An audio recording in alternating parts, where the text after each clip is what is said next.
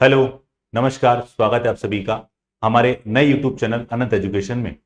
जी हाँ, मैं आप सभी को बताना चाहता हूं कि हमारा एक यूट्यूब चैनल ऑलरेडी है धर्मेंद्र सर मैथ्स के नाम से, और हमने एक नया चैनल बनाया है अनंत एजुकेशन के नाम से, जिसमें हम बात करेंगे सेंट्रल गवर्नमेंट की जो वैकेंसीज होती हैं, जैसे कि एसएससी, रेलवे, या फिर हम बात करें दिल्ली पुलिस, इस तरह के जो एग्जाम है उन सभी के लिए हमने एक नया प्लेटफॉर्म के लिए तैयार किया है।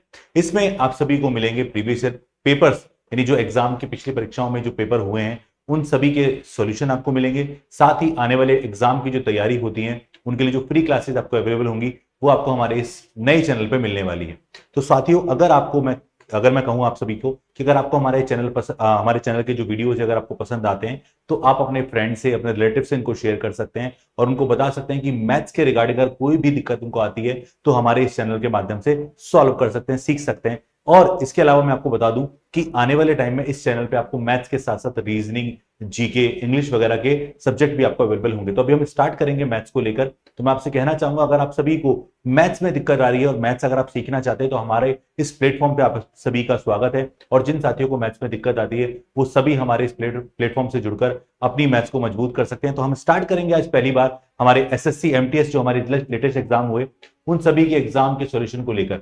तो साथियों, अगर आप इंटरेस्टेड हैं मैथ्स को सीखने में तो आप हमारे इस वीडियो से स्टार्ट करेंगे। और डेफिनेटली मैं आपको जो एमटीएस के पेपर हुए उसमें हर दिन जो शिफ्ट हुई है उन शिफ्ट के सॉल्यूशन, कंप्लीट सॉल्यूशन मैं आपको प्रोवाइड कराऊंगा, यानी 20 क्वेश्चन। क्योंकि आप सभी को पता है कि आने वाले टाइम में बिल्कुल सीईटी लॉन्च हो सकता है, और सीईटी अगर कहूं तो कॉमन एलिजिबिलिटी टेस्ट, यानी अगर एक पर्टिकुलर एग्जाम सभी एग्जाम्स के लिए होगा, एक एग्जाम सभी, मतलब एग्जाम का मतलब एसएससी के लिए भी वही होगा, रेलवे के लिए भी वही होने वाला है। तो इस तरह के सभी एग्जाम के लिए अगर वो एक पर्टिकुलर एग्जाम होगा तो बेटर है हम तैयारी आज से मजबूत इस तरीके से स्टार्ट करें। और एसएससी के अंदर जो हम एमटीएस के क्वेश्चन से स्टार्ट कर रहे हैं, मैं आने वाले टाइम में आपको सीएचएसएल के, सीजीएल के जितने भी पेपर्स हुए हैं उन सभी के सॉल्यूशन भी धीरे धीरे कराता रहूंगा। और बिल्कुल आप सभी को पता है कि दिल्ली पुलिस का जो एग्जाम है 14 नवंबर से स्टार्ट होने जा रहा है, तो उसके लिए भी साथियों हम तैयारी कर सकते हैं। तो आप हमारे इस वीडियो से स्टार्ट करिए और आप देखिए कि मैथ्स के सॉल्यूशन कितने आसान हो सकते हैं। बस आपको मैथ्स का डर निकालना है और सीखते रहिएगा हमारे इन वीडियो के माध्यम से। और अगर आपको पसंद आए तो इस वीडियो को शेयर करने के साथ साथ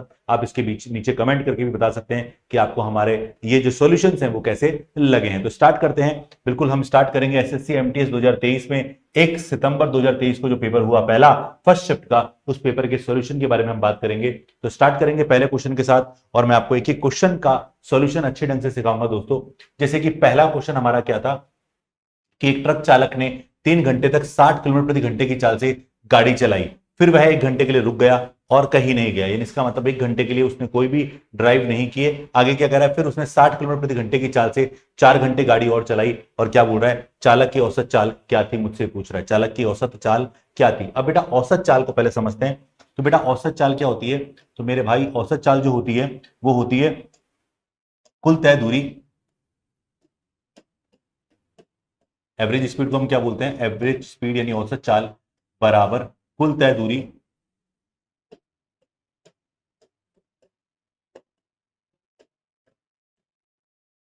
बटा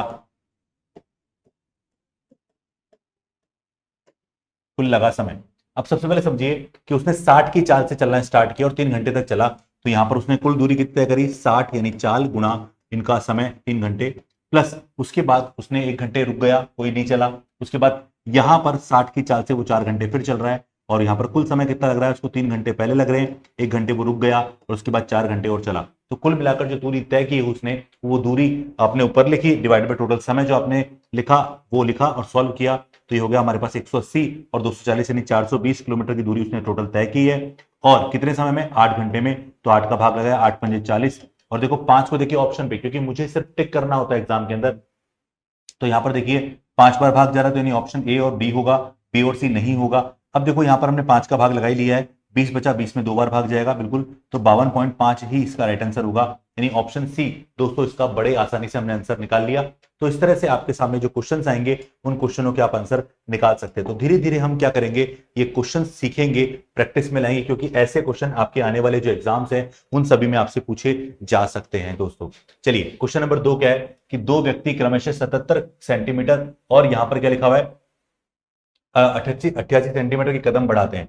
दो व्यक्ति हैं, यानी एक तो 77 सेंटीमीटर चलता है, दूसरा 88 सेंटीमीटर चलता है। यदि वे दोनों कदम बढ़ाते हुए एक साथ चलना शुरू करते हैं तो उन्हें न्यूनतम कितनी दूरी तय करनी चाहिए ताकि वे दोनों फिर से हम कदम हो जाए। हम कदम कदम एक कदम यानी समान कदम पर हो जाएं, यानी पूरे कदमों में दूरी तय कर सके। हम कदम का मतलब समान कदमों में दूरी तय कर सके। और आपको पता है जब इस तरह के क्वेश्चन होते हैं तो हम हमेशा क्या निकालते हैं बेटा, एलसीएम निकालते हैं। क्या निकालते हैं? एलसीएम किसका निकालना है मुझे? 77 और 88 का मुझे एलसीएम निकालना है। तो एलसीएम कैसे निकालेंगे? तो सिंपल सा तरीका है बेटा कि 77 के टुकड़े कर लो। 77 का मतलब होता है 7 गुणा 11, और उसके बाद 88 का मतलब क्या होता है बेटा? 8 गुणा 11 होता है। तो आप जरा नोट करेंगे कि यहाँ पर 11 तो कॉमन है, तो बेटा एलसीएम क्या होगा? 7 भी आएगा, 8 भी आएगा और 11 भी आएगा। तो 56 गुणा 11 अगर आप करेंगे तो यहाँ पर क्या आएगा बेटा मेरे? ये आएगा 616। कब आया? 616, यानी ऑप्शन ए। तो अगर आप चीजों को अच्छे से सीख लेंगे तो मैं आपको चैलेंज कर रहा हूं कि आपको क्वेश्चन का आंसर निकालना बहुत आसान तरीके से आपको आ जाएगा, कहीं भी घबराने की जरूरत आपको नहीं पड़ेगी। तो बताइए क्या लगा आपको, कैसा लगा सॉल्यूशन? बहुत इजी वे में मैं आपको बता रहा हूं, यानी ये वो तरीके हैं जिससे आप मिनिमम समय में आंसर निकाल सकते हैं, यानी आपको क्वेश्चन को लेंदी तरीके से नहीं करना है। जैसे कि क्वेश्चन नंबर 3 क्या है कि दो संख्याएं ए और बी इस प्रकार है कि ए के 6% और बी के 4% का योग जो है ए के 7% और बी के 11% के योग का 2/5 है। तो अनुपात में ए अनुपात बी का मान क्या है? Question number 3। चलिए तो देखो क्वेश्चन आपके सामने अगर जैसा भी लिखा है आपको बस उसी कंडीशन में सॉल्व करिए। दो संख्याएं तो ए का 6%, ए का 6% ये होता है, बी का 4% हमारा ये होता है। ठीक है, इनका जो योग है वो क्या है? ए के 7% और बी के 11% का 2/5, यानी इसका मतलब ये 2 है और ये 5 इधर चला जाएगा, तो 5 से गुणा करो। चलो उस पूरे को गुणा करो, 6 पंजे 30 हमारे पास हो जाएगा। 30 ए परसेंटेज मैंने सबका कॉमन लेके उड़ा दिया। ठीक है, 5 चौक 20 बी हमारे पास हो जाएगा। ठीक है, उसके बाद अगर हम देखें तो ये हो जाएगा 7 दूनी 14 ए हो जाएगा, 5 को इधर लाया था ना। ठीक है, 11 दूनी 22 बी। बस अब आपको ए को एक तरफ और बी को एक तरफ ले आइए और सॉल्व कर लेते हैं हम इसको। तो बेटा अगर मैं इसको इधर लेकर आऊंगा तो जरा देखो क्या आएगा हमारे पास। तो आपको कैलकुलेशन करनी है, इसके अलावा कुछ भी काम आपको एक्स्ट्रा नहीं करना है। तो अगर मैं इसको देखो 6 पंजे 30 बिल्कुल ठीक है, हमारे पास सारी चीजें क्लियर है। तो ये हो गया 30 माइनस 14 यानी 16 ए हमारे पास हो जाएगा। और यहां से अगर मैं वहां जाऊंगा तो वहां पर हमारे पास क्या हो जाएगा बेटा? 2 बी हमारे पास हो जाएगा। चलिए बिल्कुल ठीक है, तो ए अपॉन बी आपसे पूछ रहा है, देखते हैं क्या पूछ रहा है। तो ए अनुपात बी का मान पूछ रहा है, तो बेटा 2/16 बिल्कुल, तो 1:8 इसका राइट आंसर हो जाएगा, यानी ऑप्शन सी। तो देखिए क्वेश्चन को आप स्टेप बाय स्टेप करिए, यानी जहां इक्वेशन बना सकते हैं वैसे इक्वेशन ही है ये। परसेंटेज सब में था, परसेंटेज कट जाएगा, कहीं दिक्कत आपको नहीं आएगी। चलिए क्वेश्चन नंबर 4 क्या पूछा गया उसको देखते हैं। एक धातु के गोले का व्यास 6 सेंटीमीटर है। अगर व्यास 6 है तो त्रिज्या कितनी होगी बेटा? 3 सेंटीमीटर होगी। इसे पिघलाकर एक तार बनाया जाता है। तार कैसा होता है? तार होता है बेलनाकार। क्या होता है बेटा? बेलनाकार। जिसे अनुप्रस्थ काट का व्यास 0.4 सेंटीमीटर, यानी जो तार आपने बनाया उस तार का जो त्रिज्या है ना, उसकी त्रिज्या क्या होगी? 0.4 की आधी, यानी 0.2 हो जाएगी। तो पूछ रहा तार की लंबाई। अब देखो तार का क्या बोल रहा हूं मैं? तार का आयतन जो होगा मेरे भाई वो किसके बराबर होगा? वो यहां पर गोले के आयतन के बराबर होगा। किसके? गोले के आयतन। क्यों? जब आपने कन्वर्ट किया, ठीक है, कन्वर्ट किया तो दोनों में क्या समान मिलेगा आपको? आयतन समान मिलेगा। जी हाँ, तो यहां पर आप देख सकते हैं कि तार का आयतन जो है मेरे भाई वो होता है पाई आर स्क्वायर एच। तार क्या है? बेलन है। आर का मान कितना है? 0.2, 2 बार है एच। ठीक है, और गोले का आयतन क्या है बेटा? 4/3 पाई। आर का मान कितना है बेटा? आर का मान उसका 3 है, क्योंकि वहां व्यास है। तो ये जल्दबाजी में चीजें हैं जो हम कर लेते हैं, कभी कभी हमसे भी हो जाती है, लेकिन बस हमें ध्यान रखना है, अच्छे से चीजों को सॉल्व करना है। देखो पाई से पाई कट जाएगा, तो एच का मान क्या होगा बेटा? एच का मान होगा 4/3, पाई से पाई कट चुका है, 3 गुणा 3 हमारे पास है। और अब नीचे क्या है? 0.2, 0.2 2 बार है। चलिए तो आप देखिए पॉइंट आया तो ऊपर अपने पास 100 आ जाएगा। चलिए तो ये पॉइंट था, पॉइंट कट गया हमारा, ये 2 से 4 कट गया, ये कट गया 3, तो ये अपने पास आ गया 3,3300। और अब छोटी सी बात समझना कि यहां पर अगर हम बात करें तो हमारे पास देखो एक छोटी सी बात है, हमें क्या बोल रहा गया है, बाकी सारी चीजें क्लियर हैं। देखो अब जो जो कट रहा है उसको काट दिया हम लोगों ने, इसके अलावा कुछ नहीं छोड़ा हम लोगों ने। तो देखो क्या लिखा हुआ, धातु के गोले का व्यास आपको देखा था 6 सेंटीमीटर। ठीक है, गोले का व्यास कितना है बेटा? 6 सेंटीमीटर आपको लिखा हुआ है। इसे पिघलाकर एक तार बनाया गया, हमने वो भी सब लिख लिया। जिसके अनुप्रस्थ काट का व्यास 0.4 सेंटीमीटर, हमने वो भी लिख लिया। अब बोला तार की लंबाई मुझसे पूछ रहा है, यानी एच का मान आपसे पूछ रहा है। ठीक है, अनुप्रस्थ काट जो है उसका व्यास जो है 0.4 है, तो हमने उसकी त्रिज्या जो मान ली 0.2 मान ली है। ठीक है, तो तार जो हमारे पास है वो बेलन की फॉर्म में है, तो पाई आर स्क्वायर एच हमारे पास हो सकता है। ठीक है, उसके बाद अगर हम गोले का आयतन, देखो यहाँ पर धातु का गोला है, अर्धगोला भी नहीं है, गोला है, तो गोले का आयतन क्या हुआ बेटा, 2/3 4/3 पाई आर क्यूब होता है हमारे पास, तो पाई से पाई कट गया हमारे पास। अब देखो यहाँ पर इसके अलावा कुछ अगर हम देख सकते हैं तो कुछ और हमारे पास है क्या, नहीं है। तो यहाँ पर आप देखेंगे तो ये आ गया हमारे पास, 3 से 3 कट गया, 4 से 4 कट गया। ठीक है, और ये हमारे पास हो गया 3300, नहीं 3300 गलत लिख दिया मैंने, ये आएगा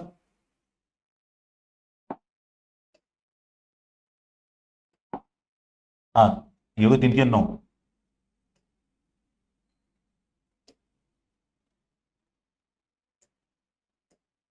कितना है 900,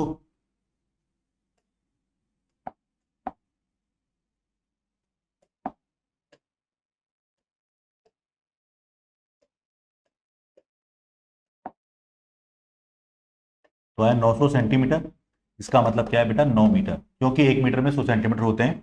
तो ऑप्शन सी इसका बिल्कुल राइट आंसर है। ठीक है, तो वहां पर जरूर 3300 लिख दिया, बट कोई नहीं। तो ये इसका आंसर फाइनली क्या आ गया, 9 मीटर हमारे पास क्वेश्चन नंबर 4 का आंसर आ गया है। ठीक है, अगला क्वेश्चन नंबर 5 देखते हैं क्या कह रहा है। एक पंसारी को क्रमशः 128 रुपए और 143 रुपए प्रति किलोग्राम मूल्य वाले चावल की दो किस्मों को किस अनुपात में मिलाना चाहिए ताकि इतने, यानी 137.75 रुपए प्रति किलोग्राम मूल्य वाला चावल का मिश्रण प्राप्त हो सके। चलिए अभी देखो सीधा सीधा एलिगेशन बेस्ड क्वेश्चन है, साफ साफ दिख रहा है कि हमने दो तरह की चीजों को मिलाया, 128 और 143 रुपए के हिसाब वाली, और यहां पर आपको बनाना कितना है, 137.75 मूल्य वाली बनाना है। तो एलिगेशन का नियम लगाइए। देखो एलिगेशन का क्वेश्चन तो ऐसा है कि जो हर एग्जाम में आपको देखने को मिल जाता है। जी हाँ, मोस्ट ऑफ एग्जाम में आपको देखने को मिलेगा। घटाओ 137 में से 28 गया तो 9.75, तो हमारे पास ये बच गया, और जब मैं इसमें इसको घटाऊंगा तो 142 माइनस अगर हम करेंगे 142 क्योंकि एक पॉइंट हमारा चला गया, 142 में क्या 5.25 हमारे पास हो गया। चलिए इसको सॉल्व कर लेते हैं, रेशियो निकालते हैं। चलिए तो 525 अनुपात 975 हमारे पास हो गया, और इसको काट सकते हैं, जितना काट लीजिए, काटने के बाद जो बचेगा वो हमारा आंसर होगा। तो जैसे कि हम काटें इसको, 25 से काटा, 25 दूनी 50, 25 से कम 25, 25 से काटा 25 से 75, 75 का मतलब कितना हुआ बेटा 75, यानी 22 में 25 नाम। ठीक है, और 3 से काटो तो 7/13, यानी आपने किस अनुपात में मिलाया होगा बेटा 7/13 में, यानी ऑप्शन सी इसका राइट आंसर है। तो देखो एलिगेशन बेस के क्वेश्चन भी कितने आसान आसान क्वेश्चन है, यानी आप इन सॉल्यूशन को देख के लग सकता है आपको कि इतने आसान क्वेश्चन एग्जाम में पूछे थे, बिल्कुल आसान होते हैं। बस ये है कि आपके दिमाग में क्या जो कैलकुलेशन है, जो आपकी कंडीशंस हैं वो आपको क्लियर होनी चाहिए कि इस क्वेश्चन को कैसे करना चाहिए। चलिए क्वेश्चन नंबर 6 क्या है, एक नाव बिंदु ए से बिंदु बी तक धारा के अनुकूल यात्रा करने तथा ए और बी के बीच स्थित एक बिंदु सी तक वापस आने में 20 घंटे का समय लेती है। क्या कह रहा है, उस बात को समझना एक बार कि अगर एक नाव ए से बी गई, देखो इस बात को समझना, एक नाव, ये बिंदु ए है, ये बिंदु बी है, ए से बी गई, ये धारा की दिशा में गई है, और ए और बी के बीच मध्य स्थित मध्य बिंदु सी, देखो क्या बोला, एक मध्य बिंदु सी पर वापस आने में, यानी मध्य बिंदु यहां पर वापस आई तो अनुकूल दिशा में वापस लौट कर आई है, वो विपरीत दिशा में लौट कर आई है तो 20 घंटे का समय लेती है। अब आगे क्या कह रहा है, यदि धारा की चाल 5 है और स्थिर जल में नाव की चाल 10 है। अब आपको पता है जब धारा की चाल 5 और स्थिर चाल की मतलब स्थिर जल में नाव की चाल अगर अपने पास क्या है 10 है, तो आप एक बार छोटी सी बात समझना, मैं जो समझाने जा रहा हूं आपको, जो भी दूरी रही होगी डजंट मैटर, उसको हम देख लेंगे अभी, क्योंकि एक बार दूरी पूरी तय करिए और एक बार आधी दूरी तय करिए। क्लियर है, तो अगर मैं इसका डिस्टेंस अगर बेटा एक बार को डी मान लेता हूं, पूरा डिस्टेंस, अगर ये पूरा डिस्टेंस डी है और यहां पर विपरीत दिशा में डिस्टेंस क्या होगा, d/2 होगा, हाफ होगा। ठीक है, अब यहां पर जब गया है, डी डिस्टेंस पे गई है, तो उसकी चाल क्या रही होगी, उसकी चाल रही होगी दोनों का योग, क्योंकि जब समान दिशा में बात करते हैं तो चालें जुड़ जाती है, 10 और 5 15 हमारे पास हो जाएगा। उसके बाद जब विपरीत दिशा में गए 10, और जो चाल है वो हमारी आधी हो जाएगी, यानी 5 रह जाएगी, तो 5 अपने पास वो है, और 2 d/2 था ना, तो 5 दूनी 10 नीचे आ जाएगा। और यहां पर आप देखोगे ये हमने जो चाल है किलोमीटर प्रति घंटे में, और दूरी भी हमने किलोमीटर में मानी है, और ऑप्शन में भी किलोमीटर में है, तो ये सब जो है बेटा वो कितने घंटे के बराबर है, कितना समय लगा आपको, 20 घंटे का समय लगा। बस ये सीधा सा क्वेश्चन था, इसके अलावा कुछ भी नहीं करना है आपको। ठीक है, बाकी आप चाहें तो आप और भी तरीकों से लगा सकते हैं, लेकिन यहां पर ध्यान रखिएगा, यहां पर अगर कांस्टेंट चाल होती तो आप डायरेक्टली निकाल सकते थे, कैसे कि 20 गुणा 20 घंटे का समय लगा है आपको, और यहां पर आप मतलब 1.5 गुना दूरी तय कर रहे हैं तो आप चाल को ले जाएंगे, लेकिन वैसा नहीं होगा यहाँ पर। ठीक है, चलिए तो लघुत्तम कितना आएगा, लघुत्तम आएगा 30, 30 से गुणा किया तो आ गया 2d, ये आ गया 3d, और 30 से गुणा किया तो आ गया हमारे पास 600, और यहाँ पर 5d बराबर 600 हमारे पास है, तो d का मान कितना आ जाएगा बेटा, d का मान आ जाएगा 120 किलोमीटर। क्या आ जाएगा बेटा, 120 किलोमीटर, यानी ऑप्शन ए। तो देखो कितना प्यारा सा क्वेश्चन था। तो सीधा सीधा हमने क्या किया, दूरी हमको पता है पूरी है, उसके बाद मध्य बिंदु पर आया, ये वर्ड जरूरी था पढ़ना, मध्य बिंदु तक वापस लौट कर आने वाला। ठीक है, चलिए क्वेश्चन नंबर 7 की बात करते हैं। देखो क्वेश्चन बहुत सच में बहुत ईजी है। जैसे कि राजू ने रवि को 10% के लाभ पर एक वस्तु बेची, रवि ने रामू को 10% हानि पर एक वस्तु बेच दी है। अब रामू ने रवि को, यहां रामू ने रवि को, लास्ट खरीदार कौन है, रामू है, तो रामू ने रवि को 1485 का भुगतान किया। तो राजू ने रवि को किस मूल्य पर बेची थी, राजू ने रवि को किस मूल्य पर बेची थी। अब एक एक चीज समझ सकते हैं। तो अगर मैं समझूं बेटा, राजू कितने की लाया था, मान लो राजू लाया था 100 रुपए की, ठीक है, तो रवि को घर में कितने की पड़ी। अब रवि को अगर हम देखेंगे तो रवि को पड़ी 10% लाभ पर ने 110 रुपए की, यानी आपका आंसर यहां पर 10% यानी 110 के अकॉर्डिंग चलना चाहिए। तो आंसर मेरे हिसाब से केवल डी है। सॉल्व नहीं करना, क्यों, क्योंकि 11 का मल्टीपल है भाई, 110 1650, 11 का मल्टीपल होना चाहिए।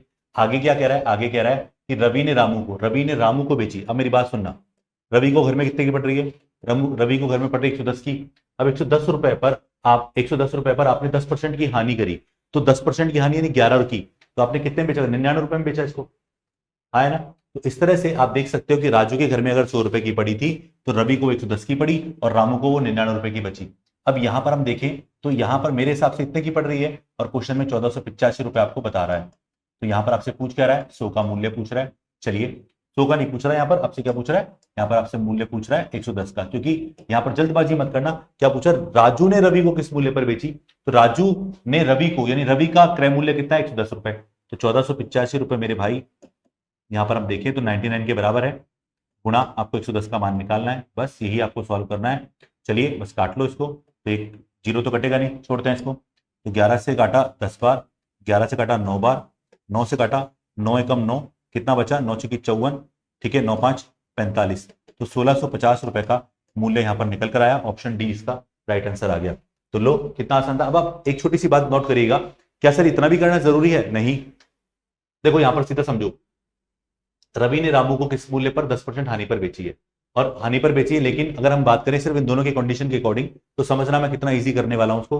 बेटा सिर्फ रवि और रामू की बात करें, अगर मैं बोलूं रवि के पास 100 रुपए की थी तो रामू के पास कितने की गई, 10% हानि पर 90 की गई है, आया ना। तो यहाँ पर 90 का मान किसके बराबर है, 1485 के बराबर है। ये सेकंड तरीका था, यानी मुझे जो राजू का रोल दिया गया उससे कोई लेन देना नहीं था, बस इतना से ध्यान रखो। ये लो, ये वापस से वही 165 बार कटेगा, तो घूम फिर के कितना आया बेटा, 1650 रुपए आया। देखो वही आंसर आ गया। तो यहाँ पर हमें देखो, मैं आपको क्या कह रहा हूँ, क्वेश्चन की लैंग्वेज को समझिए, वो ज्यादा अच्छा है और उसको समझ के आप आंसर निकाल सकते हैं। चलिए क्वेश्चन नंबर 8 की बात करते हैं। तो क्वेश्चन नंबर 8 क्या कह रहा है बेटा, ए बी और सी एक काम को क्रमशः 10 15 और 12 दिन में कर सकते हैं। ए और बी प्रत्येक दिन बारी बारी से 5 दिनों तक काम करते हैं और फिर काम छोड़ देते हैं, यानी बारी बारी से 5 दिनों तक काम करते हैं, यानी पहले ए कर रहा है, फिर बी कर रहा है, फिर ए कर रहा है, फिर बी कर रहा है, इस तरह से 5 दिन तक काम चलेगा और फिर काम छोड़ देते हैं, और फिर सी शामिल होकर शेष काम पूरा करता है। सी ने शेष काम को कितने दिनों में पूरा किया होगा। चलो अगर हम बात करें ए की, तो ए 10, बी 15 और सी 12, लघुत्तम 60, तो ये 6 यूनिट काम कर रहा है, ये 4 यूनिट काम कर रहा है और ये 5 यूनिट काम कर रहा है। ओके, अब ऑल्टरनेट डेज काम कर रहे हैं, तो देखो 5 दिन काम किया। पहले दिन ए आया, ए ने कितना काम किया बेटा, ए ने किया 6 काम। 1.5 सेकंड कौन आया, 1.5 सेकंड आया अपने पास बी, कितना काम किया, बी ने काम किया अपने पास 4। फिर डे थर्ड कौन आया, डे थर्ड आया अपने पास फिर से ए, काम किया 6। डे फोर्थ कौन आया, डे फोर्थ आया बी, काम किया 4। डे फिफ्थ, 5 दिन पूरे हो गए हमारे, यहीं जरूरत ही नहीं आगे सोचने की। तो यहाँ पर 5 दिन में काम किया, तो 5 डेज वर्क 20 और 6 26, यानी 26 काम उसने पूरा किया। किसने, 26 काम उन्होंने 5 दिन में पूरा कर लिया। अब मुझे ये बोल रहा गया है कि जो शेष काम है, अब देखो फिर काम छोड़ देते हैं, वो खुद कह रहा है प्रत्येक बारी बारी से काम करके 5 दिनों तक काम करते हैं, यानी ए और बी प्रत्येक बारी बारी से काम कर रहे हैं बेटा, उसके बाद 5 दिनों तक काम कर रहे हैं। तो यहाँ पर 5 दिन में काम कितना किया, ए ने 6 किया, फिर 4 किया 10, 6 16 और 10 16 और 4 20 और 6 26 काम 5 दिनों में हो गया। अब क्या बोल रहा है, फिर सी शामिल होकर शेष काम को पूरा करता है। तो सी ने जो शेष काम किया वो कितने दिनों में पूरा किया है, मुझसे पूछ रहा है। तो सी का शेष काम मुझसे बोल रहा है।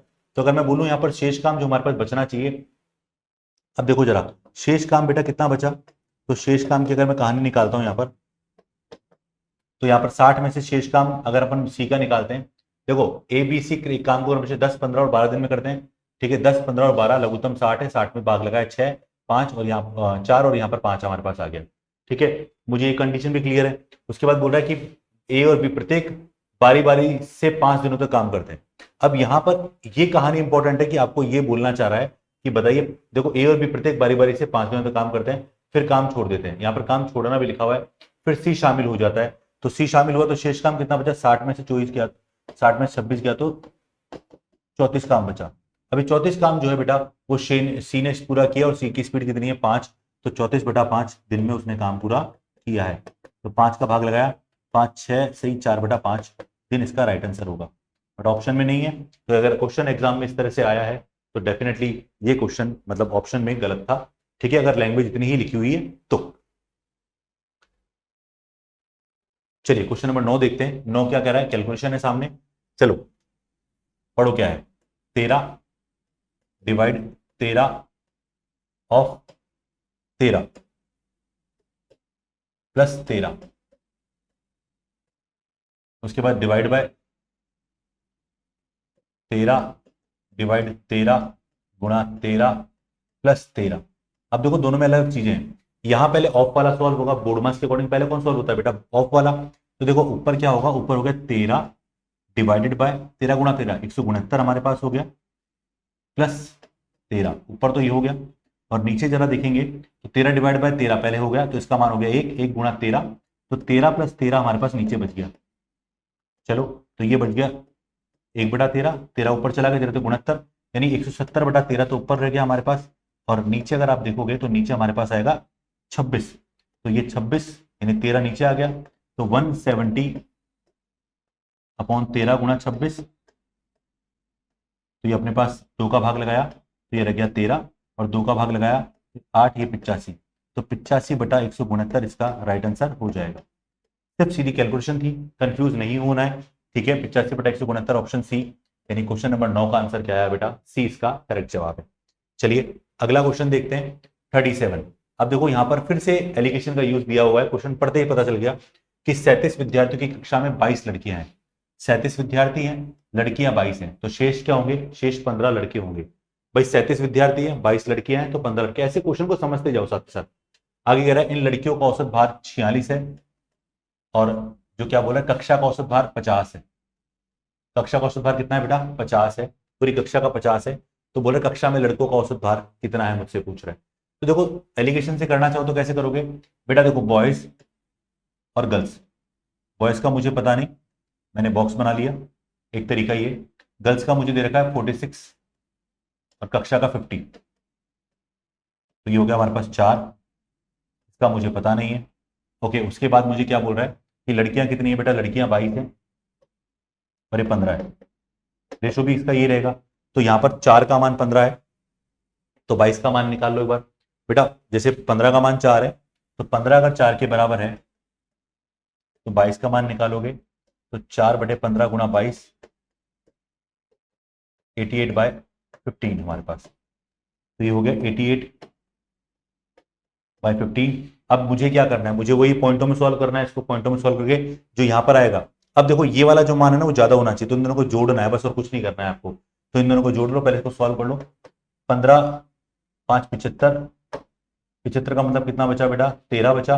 13 का मतलब 15 8 120, ठीक है, 10 बचेगा, 15 छिकी, तो यहाँ पर ये ऊपर चला जाएगा। तो लगभग इसका मान जो हमारे पास आएगा 55.8687, यानी ऑप्शन डी। तो एक तरीका तो हमारे पास ये हो गया, तो इसको दोनों में सम कर दीजिए, तो होगा 55.86 के अप्रोक्स। एक तरीका तो ये है, और सेकंड तरीका इसका ये था कि पूरी क्लास कितनी है? 37 स्टूडेंट की, उसका एवरेज कितना है? 50 है। क्लियर है? टोटल में से आप बॉयज का गर्ल्स का टोटल घटा दो। गर्ल्स कितनी है? 22, 22 गुणा 46 डिवाइडेड बाय ये बॉयज का आ गया, और बॉयज कितने अपने पास? 15, फिर भाग लगाना है आपको, 5 से गुणा करेंगे 1750, ये होगा। ठीक है, उसके बाद अगर हम बात करें, ठीक है, 175 होगा ना, 35 18 1850, ठीक है।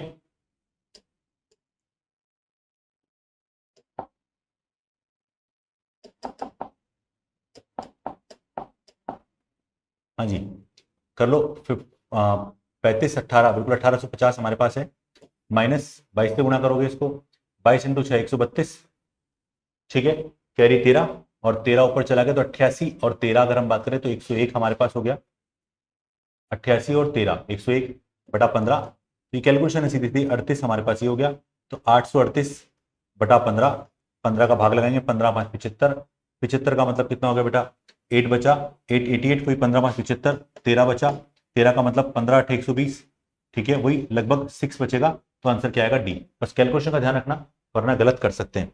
तो कॉन्सेप्ट देखो, इस वाले जो हमने इस वाला कॉन्सेप्ट को देखा ना, ये वाला, तो ये ज्यादा इजी लगा मेरे लिए। तो हमें डिपेंड करता है हम किस कॉन्सेप्ट से स्टार्ट कर रहे हैं क्वेश्चन को और हम कैसे करना चाह रहे हैं।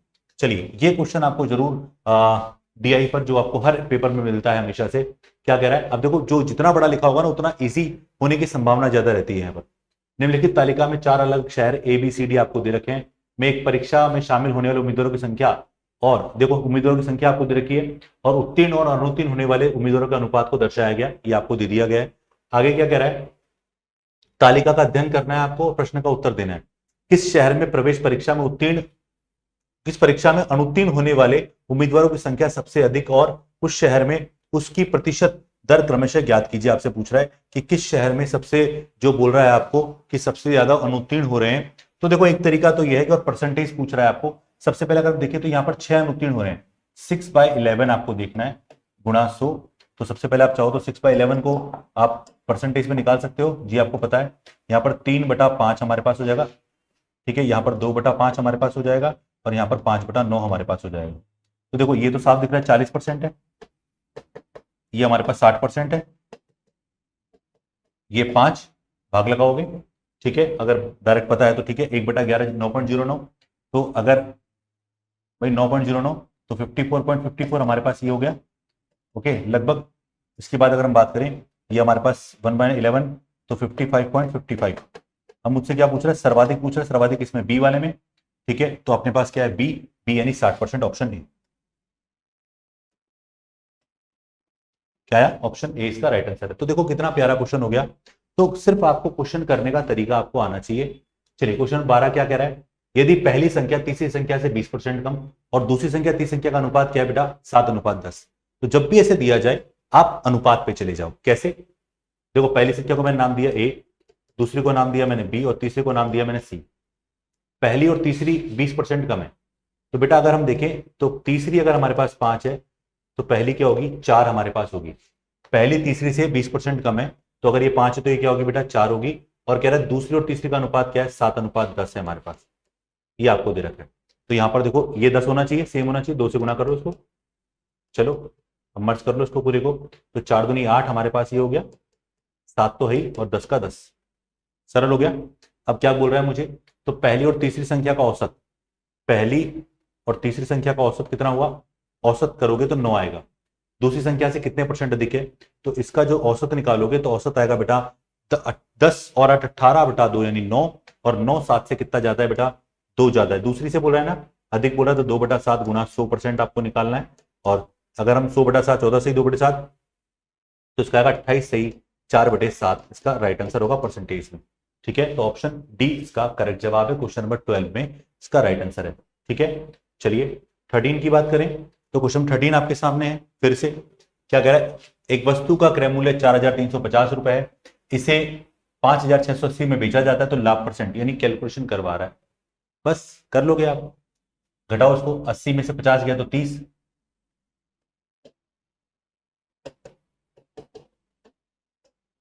80 में से 50 गया तो 30 और 56 में से 43 गया तो 13, यानी 1330 का प्रॉफिट हुआ।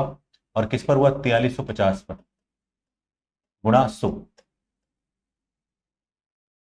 ठीक है। और कैलकुलेशन करनी है, इसके अलावा इसके अंदर कोई और दूसरा ऑप्शन आपको यूज नहीं करना है। पर नंबर देख के आप सोच सकते हो कि थोड़ा छोटा बड़ा हो सकता है, जैसे 5 से काटा 20, 5 से काटा 5 × 40, 5 7 35, तो ये हो गया हमारे पास, डबल करते 2660 डिवाइडेड बाई 87।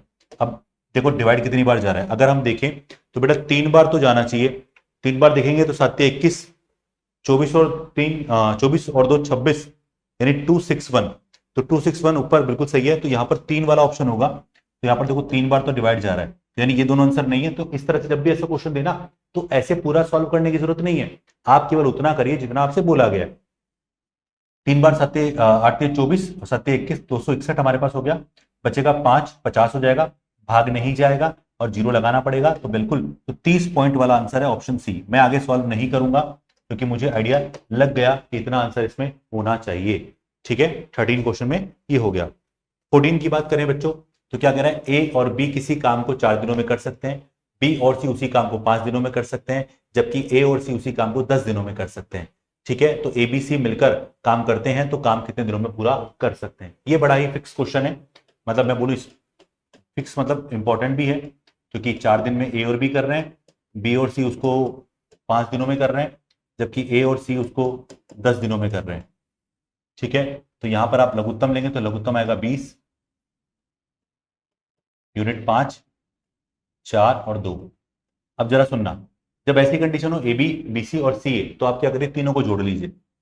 तीनों को जोड़कर तो twice of A plus B plus C, unit कितनी आई सबकी काम मिलाकर, 5 और 4 9 और 2 11 यूनिट। कितने आ गई, 11 यूनिट। जबकि काम करना कितना है, काम करना है मुझे एबीसी से एक बार में करवाना है, तो एबीसी का एक बार का काम कितना हुआ 11/2। काम करना कितना है, काम करना है 20।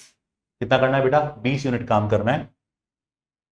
ठीक है, तो सीधा सीधा क्या करोगे, तो यहां पर समय पूछ रहा है आपसे, काम कितना करना है, काम करना है 20, स्पीड कितनी है 11/2, 11 नीचे और 2 ऊपर, तो यहां पर होगा 40/11, 11 3 33, 33 का मतलब कितना बचेगा, 33 का मतलब 7 बचेगा, 3 से ही 7/11 दिन, आंसर ए।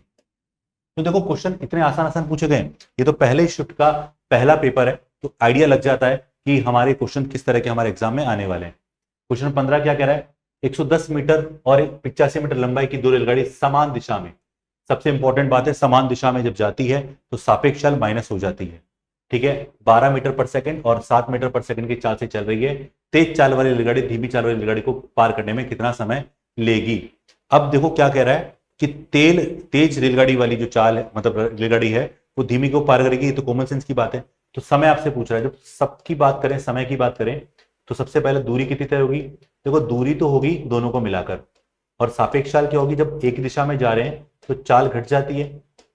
पर एक और बात यहां पर देखो, वो मीटर में है और ये मीटर पर सेकंड में, चलो कोई दिक्कत नहीं है। दूरी कितनी हो गई, 110 प्लस 85 डिवाइडेड बाय सापेक्ष चाल क्या है, तेज वाली 12 है, स्लो वाली 7 है और मीटर में ही है, मीटर पर सेकंड में, तो कोई दिक्कत नहीं है। तो 195/5 हमारे पास हो गया, भाग लगा दीजिए आप इसको, चलो भाग लगाओ, सॉल्व करो इसको, भाग कितनी बार जाएगा, अगर वैसे आपको पता हो तो 38 39, तो 39 यहां पर इसका सेकंड में इसका आंसर आ गया। तो ये इसका 39 ऑप्शन सी। तो क्वेश्चन नंबर 15 में क्या आंसर आया बेटा, तो इसका आंसर हमारे पास निकल कर आया सी। तो मैं आपको कह रहा हूं अगर आपको सॉल्यूशन सच में बहुत अच्छे लग रहे हैं, इजी लग रहे हैं, जिससे आपको कॉन्सेप्ट क्लियर हो रहे हैं, तो डेफिनेटली आप हमारा ये जो सॉल्यूशन देख रहे हैं आप इनको जरूर शेयर करिएगा दोस्तों के साथ, और पूरा लेक्चर देखिए जिससे आपको, हाँ स्पीड बढ़ा के देख सकते हैं कोई इशू नहीं है क्योंकि अपलोडेड वीडियो है सारे के सारे। ये मध्यानुपाती, मध्यानुपाती क्या होता है एबीसी में बेटा, एबीसी का मध्यानुपाती यहाँ पर बी मध्यानुपाती, इसका मतलब होता है रूट में एसी, एसी मतलब 1/c, बी का मान निकालना है तो 9.61 3.61। अब देखो 4 बार पॉइंट है तो रूट के अंदर जब बाहर आएगा तो 2 बार पॉइंट रह जाएगा। ये 31 का स्क्वायर होता है तो इसको 3.1 बोल सकते हैं, और ये किसका है, ये अपने पास 19 का, तो 1.9 बोल सकते हैं। दोनों को गुणा कर लो, ठीक है, 19 से कम 19 का एक 9 वाला आंसर होगा, 9 वाला आंसर केवल एक ही है। ठीक है, और 57 से 58, तो ये आ गया हमारे पास 5.89, तो ऑप्शन ए इसका राइट आंसर है क्वेश्चन नंबर 16 में। तो इस तरह से देखो 16 क्वेश्चन हमारा कंप्लीट हो चुका है। चलिए क्वेश्चन नंबर 17 की बात करें, गीता ने अपने बैंक खाते में एक निश्चित धनराशि जमा की जो 3 वर्ष में 5% की दर से इतनी हो गई। ये देखो हो गई मतलब मिश्र धन है, हो गई मतलब क्या है, मिश्र धन है, ब्याज वार्षिक रूप से संयोजित हो रहा है तो उसमें कितनी धनराशि जमा की गई थी, ये तो सीधा सा क्वेश्चन है। अब देखो यहां पर कहीं भी चक्रवृद्धि ब्याज, अब बोला है क्या, नहीं बोला, लेकिन क्लियर बोला गया, देखो ढंग से पढ़ो आगे, यदि ब्याज वार्षिक रूप से संयोजित होता है इसका मतलब ही चक्रवृद्धि ब्याज है। ऊपर का सेंटेंस पढ़ के लगेगा है ही नहीं, पर नीचे का सेंटेंस जब पूरा पढ़ोगे तो जब लिखा हुआ है वार्षिक ब्याज से संयोजित हो रही है इसका मतलब इंग्लिश में लिखा होगा कंपाउंडेड एनुअली, यानी चक्रवृद्धि ब्याज लिखा होगा। तो बेटा सबसे पहले 5% है आपके पास, देखो 5% के हिसाब से बात करूंगा तो 1/20 हो सकता है, ठीक है, 1/20 बोल सकते हैं ना। तो अगर मैं अपना प्रिंसिपल मान लेता हूँ थोड़ी देर के लिए, या फिर अपन सीधा करते हैं कि प्रिंसिपल अपना 20 रुपए, तो 1 रुपए ब्याज मिलकर मिश्र धन 21 रुपए होगा। तो ये पी और ये ए, समय 3 साल है तो क्यूब कर लीजिए।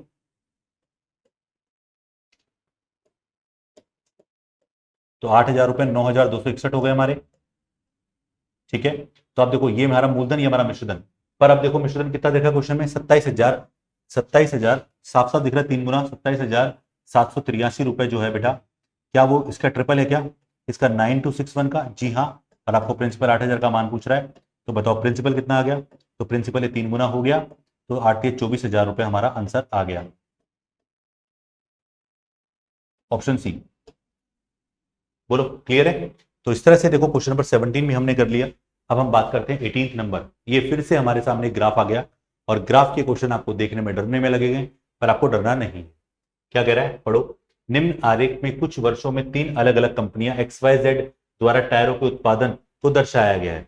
सबसे अधिक औसत उत्पादन वाली कंपनी के वार्षिक औसत उत्पादन और सबसे कम औसत उत्पादन वाली कंपनी के वार्षिक औसत उत्पादन के बीच का लाख में अंतर कितना है। अब इस क्वेश्चन की लैंग्वेज ऐसी लिखी गई है कि अगर आप यहां गलती कर बैठोगे, जल्दबाजी में पढ़ोगे तो गलत हो जाएगा। अब देखो यहां पर सबसे पहले समझो, आपको XYZ 3 तरह की यहां पर दे रखी कंपनियां, XYZ आपको दे रखा है। अब देखो क्या कह रहा है, 3 तरह के उत्पादन लिखा है। सबसे अधिक औसत उत्पादन वाली कंपनी के वार्षिक औसत उत्पादन, सबसे अधिक औसत उत्पादन वाली कंपनी, क्या बोल रहा है, ढंग से पढ़ना है इसको। सबसे अधिक औसत उत्पादन वाली कंपनी, कंपनी कितनी है, 3 है, XYZ अपने पास 3 कंपनियां, वर्ष कितने हैं, 5, ठीक है। अब देखो समझना, सबसे अधिक औसत उत्पादन वाली कंपनी के वार्षिक औसत उत्पादन और सबसे कम औसत उत्पादन वाली कंपनी के वार्षिक औसत उत्पादन के बीच लाख का अंतर क्या होगा। तो सबसे अधिक की अगर हम बात करें तो तीनों कंपनियों का मुझे स्पेशली निकालना पड़ेगा एक एक करके, XYZ और X का, Y का और Z का औसत निकालना है। तो पहले X में 50 और 40 90, 90 और ये हो गया 100, 190, 190 और 60 कितना हुआ, 190 और 60 250, 250 बटा 50, तो यहां पर हमारे पास आ गया 50।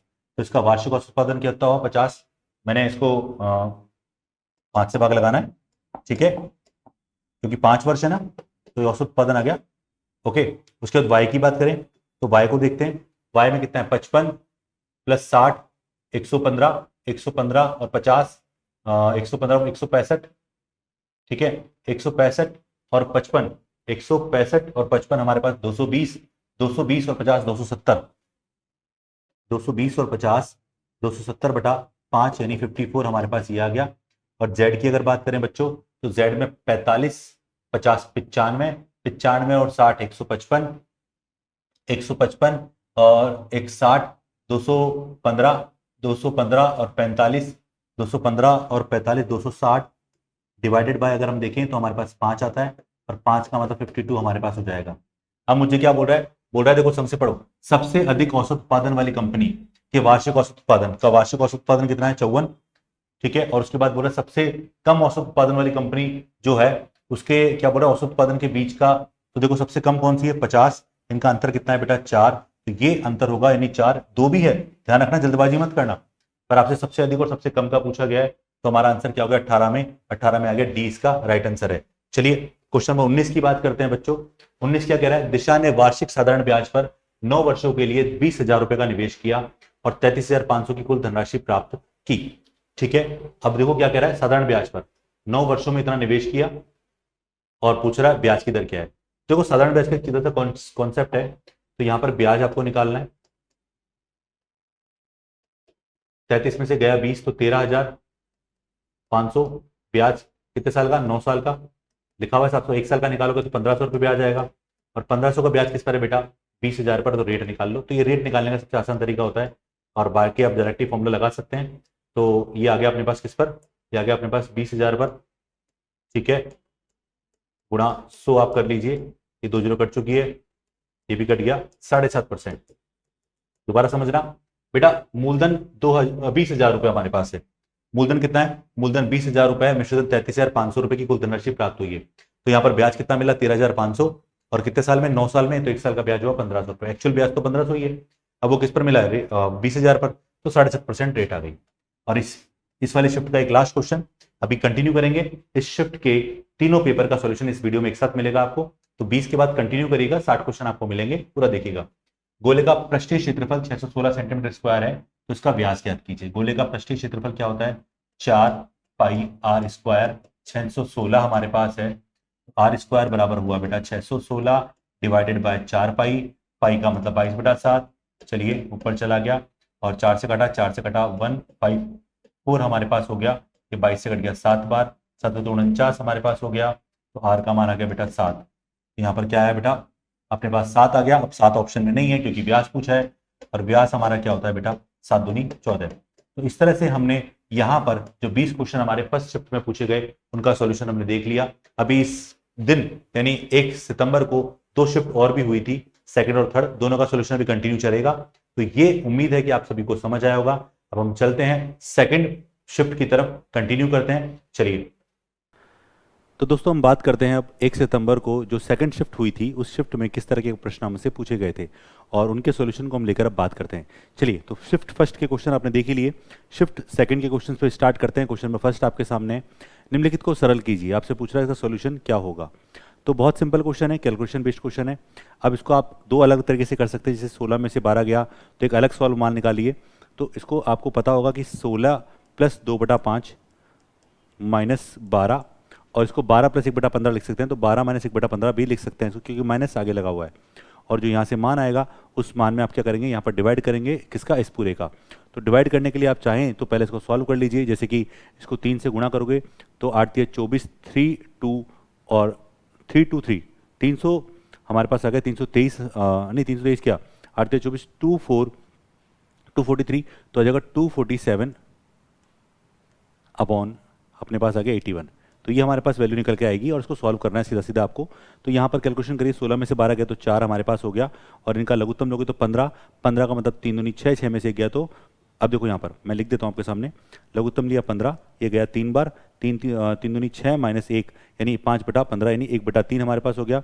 और इस पूरे को डिवाइड करना है आपको किससे, 247/81 से आपको डिवाइड करना है। ठीक है, अब आपको सॉल्व करना है, जो चीज़ कटेगी जो कट जाएगी, जो बचनी होगी वो बच जाएगी। चलिए देखते हैं इसको सॉल्यूशन क्या होना चाहिए। तो ये हो गया 4 प्लस यानी 5/15 यानी 1/3, तो 4 सही 1/3 जिसका मतलब होता है 4 3 12 और 1 13, 13/3 हमारे पास हो गया है। चलो मैं इसको लिख देता हूँ सीधा 13/3 पे लगाओ, डिवाइड करोगे तो गुणा हो जाएगा 81/247 हमारे पास हो गया। चलो ये कट गया 13 से, 13 एकम 13, 13 नाम 117, ठीक है, 3 से कटा 27, तो 27/19 यानी 19 का भाग लगा, 19 से कम 19 और बचा 8, तो एक सही 8/19 हमारे पास राइट आंसर हो जाएगा। तो ये इस क्वेश्चन का सीधा सा सही जवाब है, ऑप्शन फर्स्ट। तो सीधा सा क्वेश्चन आपको सॉल्व करना है, इजी वे में करना है, आपको जरूरत नहीं है कुछ क्वेश्चन को लेंदी वे में लेकर जाने की। तो क्वेश्चन फर्स्ट का आंसर हमारे पास ये आ गया। चलिए क्वेश्चन नंबर 2 क्या कह रहा है, पढ़ते हैं। एक पुलिसकर्मी एक चोर का पीछा करता है और आपको लिखा हुआ है जो उससे 630 मीटर दूर है, कितना 630 मीटर दूरी पर है, वे यदि वे क्रमशः 9.5 किलोमीटर प्रति घंटा और 6.5 किलोमीटर प्रति घंटे की चाल से दौड़ते हैं, जब भी एक दिशा में जा रहे हैं, क्योंकि चोर भागेगा पुलिस उसके पीछे भागेगा, सापेक्ष चाल माइनस हो जाएगी, पर वो मीटर में है और ये किसमें, किलोमीटर प्रति घंटे में। तो पुलिसकर्मी द्वारा पकड़े जाने से पहले चोर कितनी दूरी तय करता है, आपसे पूछ रहा है। ठीक है, अब बोल रहा है कि पुलिसकर्मी द्वारा पकड़े जाने से पहले चोर कितनी दूरी तय करता है, आपको बोल रहा है। तो यहाँ पर एक बात समझना कि पहले समय निकालो कि कितने समय पकड़ता है, कितने समय में पकड़ता है। तो बेटा समय बराबर क्या होता है, दूरी बटा चाल होता है। अब दूरी कितनी दोनों के बीच में, 630 मीटर की दूरी है। ठीक है, और जो चाल है सापेक्ष चाल यहाँ पर निकलेगी। सापेक्ष चाल क्या होगी मेरे भाई, सापेक्ष चाल अगर हम देखें तो यहाँ पर होगी दोनों चालों का डिफरेंस। तो 9.5 में से 6.5 गया तो कितना बचा, केवल 3, और ये हमारे पास किलोमीटर प्रति घंटे में है, तो इसको 5/18 से गुणा कर लीजिए आप। ठीक है, तो ये मीटर पर सेकंड में चली गई। क्यों बदला, क्योंकि वो भी हमारे पास किस में बेटा, वो हमारे पास मीटर में है। तो यहाँ पर आपने भाग लगाया तो 3 × 5 × 18 ऊपर चला गया। चलो सॉल्व कर लो, ये कट गया 6 बार, 5 से घटा 126 हमारे पास आ गया, और ये हमारे पास समय किस में आ गया बेटा, सेकंड्स में हमारे पास समय निकल कर आ गया। अब मुझे बोल रहा है कि चोर द्वारा तय की गई दूरी, इतने समय में पुलिस ने चोर को पकड़ा है, तो ये हो गया 126 × 6 हमारे पास हो गया। और यहाँ पर चोर की जो चाल है वो कितनी है बेटा, 6.5 की चाल है। तो पूछ रहा है पुलिसकर्मी द्वारा पकड़े जाने से पहले चोर कितनी दूरी तय करता है, मुझसे पूछ रहा है। चलिए इसको सॉल्व करते हैं। तो दूरी अगर हम निकालें तो दूरी बराबर चाल गुणा समय, चाल है 6.5, ठीक है, और ये किलोमीटर में दूरी निकालनी है आपको। ये किस में है? ये पूरा पूरा हमारे पास, देखो ये चाल हमारे पास किलोमीटर प्रति घंटे में है और ये पूरा पूरा सेकंड में है। तो 126 इंटू 6 और इसमें 2 बार 60 का भाग लगा दो, क्यों? घंटे में बदल लिया इसको। बस इतना से ध्यान रखिएगा, कैलकुलेशन आपको बच के करनी है। 6 से काटा 10 बार, 6 से काटा 21, 6 से काटा 10। चलो सॉल्व कर लेते हैं। 21 गुणा 5 105, कैरी 10, 21 इंटू 6 126, 21 इंटू 5 105, कैरी 10 और 126 और 10 136। ठीक है, तो ये हमारे पास आ गया 13 पॉइंट, ये आ गया 65। ठीक है, अब हम देखेंगे यहाँ पर 136.5 डिवाइडेड बाय 100 हमारे पास है, तो आप जरा देखेंगे यहाँ पर, तो यहाँ पर आएगा 1.365 और इसके नियरेस्ट जो हम बात करें वो आंसर हमारा क्या होगा? डी। तो ये हमारा राइट आंसर होगा। तो आंसर कितना हुआ बेटा? किलोमीटर में अगर हम बात करें तो 1.3 किलोमीटर यानी 1.4 किलोमीटर के लगभग इसने अपनी दूरी तय करी है। कब? चोर ने पकड़े जाने से पहले। तो इस बात को देखिएगा, पहले हमने समय निकाला, कितने समय में उसको पकड़ा गया, उसके बाद टोटल दूरी हमने निकाली है, उसको हमने सॉल्व किया है। तो केवल कैलकुलेशन को बच के आराम से करना है। चलिए क्वेश्चन नंबर 3 हमारे पास क्या है उसको देखते हैं। ए किसी काम को 36 दिनों में कर सकता है, जबकि बी इसे 48 दिनों में कर सकता है। ठीक है, बी इस पर 12 दिनों तक काम करने के बाद काम छोड़ देता है। तो देखो बी ने किया काम,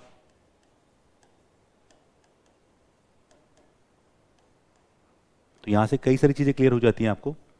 तो बी ने काम कितना किया? 12 दिन तक काम किया, कितने? 48 दिनों में से। तो वो बी 48 दिनों में काम कर सकता है, पर उसने 12 दिन तो काम किया, तो उसने काम कितना किया बेटा? 1/4 काम उसने किया। तो यहां से अगर हम शेष काम निकालेंगे तो बताइए शेष काम क्या होगा? शेष काम जो कि होगा 3/4, जो कि टोटल काम एक में से 1/4 चला गया, तो 3/4 काम बच गया। अब सुनो क्या बोल रहे, शेष काम को पूरा करने में ए कितने दिन का समय लेगा? काम कितना बचा है? 3/4 काम बचा है। और ए पूरा काम कितने में करता है? ए पूरा काम करता है 36 दिनों में। तो 3/4 काम में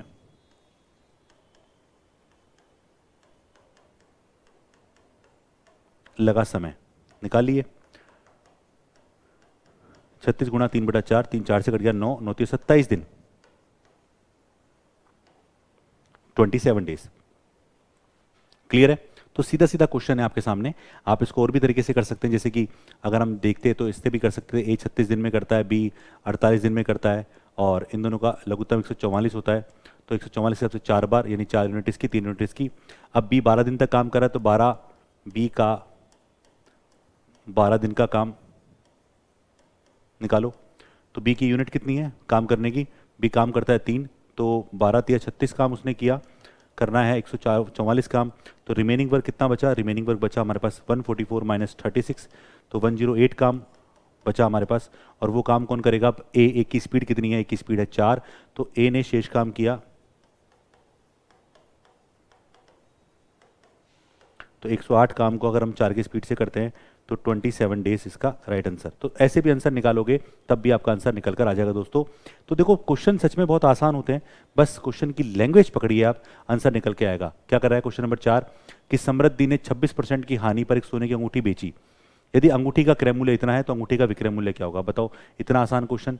चलो अब देखो इसका मूल्य इससे कम होना चाहिए, 26% निकाल के घटा दो। एक तरीका तो ये है, तो 3,800 नहीं 38,500 में अपन क्या करें, 26% कम करो। तो 26% कम का मतलब 74% में बेचा, बस सीधा सा कॉन्सेप्ट ये है। ये लो, तो अब इसकी कैलकुलेशन कर लीजिए आप आसान तरीके से। और यहाँ पर कैलकुलेशन कैसे करोगे, मैं एक हिंट दे रहा हूँ मैं आपको। इसको देखो 5 की मल्टीपल में तोड़ो, 5 का भाग लगेगा 5 से 35, ठीक है 5 से 35 इसका मतलब, और 74 का मतलब 3 गुणा 3 क्या 2 गुणा 37 ये होगा। तो 5 दूनी 10, 10 का मतलब इकाई अंक एक 0 होना चाहिए। 7 49 तो लास्ट में 90 होना चाहिए। अब देखो 90 दो ऑप्शन में, ऑप्शन ए और सी में, यानी ये भी खिलाड़ी निकला, पर वो नंबर 11 का मल्टीपल और 7 का नंबर मल्टीपल होना चाहिए। अब देखो ये देखो, ये हो गया 7, ये हो गया 18, तो बिल्कुल 11 का मल्टीपल है 6 और यहाँ पर 17, बिल्कुल यहाँ पर दोनों जगह देखो 11 का मल्टीपल। अब 7 का मल्टीपल चेक करो, तो 7 चौक 28, 28 का मतलब कितना हो गया बेटा? 28 का मतलब 1 बचा, 7 दूनी 14, 14 मतलब 1 बचेगा, 7 का भाग नहीं जा रहा, तो ये आंसर नहीं है। अब 7 का भाग 7 चौक 28, बिल्कुल ऑप्शन सी। तो बाकी आप गुणा कर लीजिए, मैं आपको कहूँगा आप आराम से गुणा करिए, पर ये छोटी छोटी चीज़ें हैं जो कैलकुलेशन का समय बचाती हैं, वो ये है। बाकी आप चाहो तो 77 गुणा 37 कर लो, सीधा सीधा कैलकुलेशन है। 77 गुणा 37, 49 कैरी 4, 49 और 4 53, 53 और 21 की अगर हम बात करें 53 और 21 कितना होता है 74 कैरी 7 7 से 21 और 4 28 ये हो गया 21 और 7 28 बिल्कुल ठीक है यही है। तो ये इस क्वेश्चन का राइट आंसर हो गया। ठीक है, बट मैंने आपको कैलकुलेशन का ट्रिक बताई वो ये थी हमारे पास। तो ऐसे आप चीज़ों को सरल कर सकते हैं। चलिए 5 क्या कह रहा है 108 किलोमीटर प्रति घंटे की चाल से चल रही 360 मीटर लंबी रेलगाड़ी 90 किलोमीटर प्रति घंटे की चाल से विपरीत दिशा में चल रही दूसरी रेलगाड़ी को 12 सेकंड में पार कर जाती है। दूसरी रेलगाड़ी की लंबाई क्या है? चलो मान लेते हैं। सबसे पहले आप एक छोटी सी बात ध्यान रखिए। चलो पहले तो लंबाई की रेलगाड़ी की लंबाई मान लेते हैं। रेलगाड़ी की length we assume that is X. ठीक है, अब रेलगाड़ी ने क्या किया एक्स की जो लंबाई की रेलगाड़ी है दूसरी उसको भी पार किया। तो जब एक दूसरे को क्रॉस करती हैं तो हमेशा खुद की लंबाई के बराबर दूरी, खुद की लंबाई के बराबर बच्चों दूरी तय करती करती दोनों को जब क्रॉस करेंगे तो टोटल दूरी कितनी हो गई उसकी? वो हो गई 360 तो खुद की है ही, और दूसरी क्या है एक्स, इसको पार कर रही है। पर जब वो विपरीत दिशा में जा रही है तो सापेक्ष चाल क्या होगी? सापेक्ष चाल जुड़ जाएगी। तो पहले की चाल क्या है 108 और दूसरे की चाल क्या है 90। तो 108 प्लस 90 ये टोटल चाल हमारे पास हो गई गुणा 5/18। क्यों किया मैंने? क्योंकि भाई मेरे ये मीटर में है तो दूरी बराबर दूरी मीटर में है तो चाल किस में होनी चाहिए? मीटर प्रति सेकंड में होनी चाहिए। और 12 सेकंड में तो ये देखो दूरी बराबर सापेक्ष चाल, चाल लिख देता हूँ, चाल गुणा समय हम करेंगे बिल्कुल ठीक है। और समय कितना लगा? 12 सेकंड। चलिए सॉल्व कर लेते हैं इसको। तो 360 प्लस एक्स हमारे पास है तो ये हो गया काटोगे इसको 18 से 6 बार और 5 बार 11 तो 11 गुणा 5 गुणा 12 बस ये हुआ। टोटल गुणा करो 12 पंजे 60 660 हमारे पास ये आ गया। तो यहाँ पर x का मान निकालोगे तो बिल्कुल 300 मीटर हमारे पास दूसरी रेलगाड़ी की लंबाई निकल कर आ जाएगी, यानी ऑप्शन बी। सिर्फ सीधी सीधी कैलकुलेशन को आपको ध्यान रखना है, जल्दबाजी आपको नहीं करनी है, आराम से आपको सॉल्व करना है। चलिए क्वेश्चन नंबर 6 क्या है? P और Q एक दूसरे के व्युत्क्रमानुपाती। ये क्वेश्चन आजकल ट्रेंडिंग है। ये क्वेश्चन आपको एसएससी में भी कई बार देखने को मिलेगा, सीजीएल के अंदर। ये तो अपने पास फिर भी एमटीएस का है। P और Q एक दूसरे के व्युत्क्रमानुपाती है। P is inversely proportional 1/Q ऐसे बोल सकते हैं, या फिर ऐसे बोलो P बराबर K/Q ऐसे लिख दो आप। ठीक है, जिससे जिससे कैलकुलेशन में मिस्टेक आपकी नहीं होगी। जब Q बराबर 6 होता है तो P बराबर 10 होता है। देखो मैं बोल रहा हूँ P बराबर 10 है तो Q बराबर 6 है। Q बराबर क्या है बेटा? यहाँ 6 है तो K का मान कितना हो गया? K का मान हो गया 60। ऐसे मान लो इसको। मैंने यहाँ पर क्या हुआ, ये जो साइन था ना व्युत्क्रमानुपाती का, इसको हटाए, कांस्टेंट वैल्यू यहाँ चल रही है, यानी जिसकी वजह से ये फेरबदल हो रहा है। तो अगर P का मान 10 है तो Q का मान 6 है तो 60 हो गया, K का मान 60 हमारे पास हो गया। लेकिन जब बोला P का मान 15 हो जाए तो Q का मान क्या होगा? तो बेटा P का मान अगर 15 रखता हूँ और K का मान अपने पास 60 है तो Q का मान अपने पास Q रहेगा, निकालते हैं तो Q को ऊपर भेजा तो Q बराबर 60/15। तो यहाँ पर कितना आ जाएगा बेटा? Q का मान 4। तो ऐसे इक्वेशन बनाकर इस क्वेश्चन को आसान करिए और तभी आपको क्वेश्चन बहुत आसानी से समझ में आ जाएगा। तो व्युत्क्रमानुपाती का मतलब उल्टा चल रहा है एक तरह से, ये मान लीजिए, ये बढ़ेगा तो वो घटेगा। तो बस रेशियो की फॉर्म में आपको चलना है, इसके अलावा आपको कुछ भी एक्स्ट्रा लॉजिक नहीं लगाना है। ठीक है, अब कई बार इसको लगता है, कई बार हमें लगता है कि यहाँ पर 10 है तो यहाँ पर 6 है तो एक पर्टिकुलर वैल्यू होनी चाहिए यहाँ पर, जैसे 10 है और 6, अगर इसका रेशियो निकालोगे तो रेशियो से नहीं चलेगा, ये व्युत्क्रमानुपाती है। ठीक है, क्वेश्चन नंबर 7 मिश्रण का क्वेश्चन तो मिलना ही मिलना है। दूध और पानी का 25 लीटर का एक मिश्रण है जिसमें दूध और पानी का अनुपात 3:2 है। इसमें कितने लीटर पानी मिलाया जाए ताकि परिणामी मिश्रण में 50% पानी हो जाए? अब 50% पानी होगा तो 50% बेटा क्या होगा? दूध। तो देखो अगर मैं मिल्क और वाटर का रेशो लूँ शुरुआत में, तो शुरुआत में रेशो है 3:2। ये तो इनिशियल रेशो है, जब मिलाया तो फाइनल रेशो क्या है? 50% अगर पानी है, क्या है? 50% पानी है तो 50% दूध होगा, यानी दोनों यहाँ पर 1:1 में होंगे। और दोनों रेशो 1 में 1 है तो इसका मतलब ये है कि जब आपने इसमें पानी मिलाया है, इस बात को समझना, मैं एक रेशो का तरीका आपको बता रहा हूँ जिसमें अगर आपने पानी मिलाया है तो भाई मेरे दूध का अनुपात समान होगा। तो दोनों में दूध समान होना चाहिए तो इसको 3 से गुणा करो। क्यों? ऊपर दूध 3 है तो नीचे भी दूध 3 होना चाहिए। तो 3:3 हमारे पास हो गया। तो बताओ दूध पहले 3 था, अब भी दूध 3 है, पर पहले दूध पानी 2 था, तो पानी कितना है? 3 है। तो पानी बढ़ गया क्या? जी हाँ, पानी बढ़ गया। कितना? 1 यूनिट बढ़ गया। कितना यूनिट बढ़ गया? 1 यूनिट बढ़ गया। तो 3 और 2 5, टोटल 5 अगर यूनिट पहले था जिसका मान 5 यूनिट बराबर 25 लीटर हुआ करता था, तो जो 1 यूनिट बढ़ा इस 1 यूनिट का मान निकालेंगे तो 25/5 यानी कितना आएगा? 5 लीटर आपने एक्स्ट्रा मिलाया। तो ये तरीका तो बेसिक तरीका, मतलब रेशो वाला तरीका बहुत इंपॉर्टेंट तरीका हो गया, बट कई लोग उसको समीकरण से करते हैं, पर वो थोड़ा सा लेंदी हो जाता है, लेंदी मतलब कैलकुलेशन ज़्यादा हो जाती है। कभी कभी नंबर छोटे होते तो आसान हो जाता है, जैसे कि इसमें अगर हम बात करें 3 और 2 में बांटो, तो 3 और 2 का मतलब अगर अपन बांटें तो 5 होता है, और 5 को बांटोगे 25 के हिसाब से, तो 5 या 15 ये हो गया और 10 ये हो गया, तभी तो 3 अनुपात 2 टोटल 25 हुआ। अब आपने क्या किया, इसमें अपने यहाँ पर x और मिला दिया, तो इसका मतलब ये और ये बराबर हो गए, तो 15 बराबर 10 प्लस x हमारे पास हो गया, ये ध्यान रखो। तो x का मान कितना आ गया, 5। ये लो इक्वेशन से भी कर लिया। तो दोनों तरीके आपको आने चाहिए। चलिए क्वेश्चन नंबर 8 क्या कह रहा है, बोल रहा है यदि x minus 2 2x² plus 12kx minus 25k का एक गुणनखंड है तो k का मान क्या होगा। अब बेटा अगर ये गुणनखंड है, कौन, ये गुणनखंड है, x माइनस 2 अगर गुणनखंड है तो इसका भाग इसमें जाएगा पूरा पूरा, यानी शेषफल आएगा 0। अगर ये इसका एक फैक्टर है तो कंफर्म, अगर ये इसका फैक्टर है तो इसका डिवाइड इसमें पूरा पूरा चला जाएगा, और इसमें अगर डिवाइड अगर इसमें पूरा पूरा चला गया मेरे भाई, तो इसका मतलब यहाँ पर शेषफल 0 बचेगा। तो यहाँ से x का मान निकालेंगे, जिसका भाग लगा रहे हैं वो आएगा 2, और 2 को रखने पर ये पूरा 0 होना चाहिए। तो यहाँ पर आप इक्वेशन जो देखिए 2x² minus plus 12kx minus 25k, ठीक है, और यहाँ पर आप क्या करेंगे, यहाँ पर आप x का मान 2 रख दीजिए, तो 2 इंटू 2 का स्क्वायर 4 प्लस 12k गुणा 2 माइनस 25k बराबर 0 होगा। कब, जब आपने x का मान क्या रख दिया, 2, क्योंकि ये शेषफल यहाँ पर 0 देना चाह रहा है आपको, ठीक है। तो ये हो गया 8 प्लस 24k माइनस 25k, 24 गया तो कितना बचेगा, 1k बचेगा, k उधर जाएगा तो प्लस का हो जाएगा, तो k बराबर क्या बचेगा मेरे भाई, 8। इसका राइट आंसर हो जाएगा। ये लो, तो ये क्वेश्चन नंबर 8 का आंसर भी 8 ही हो गया।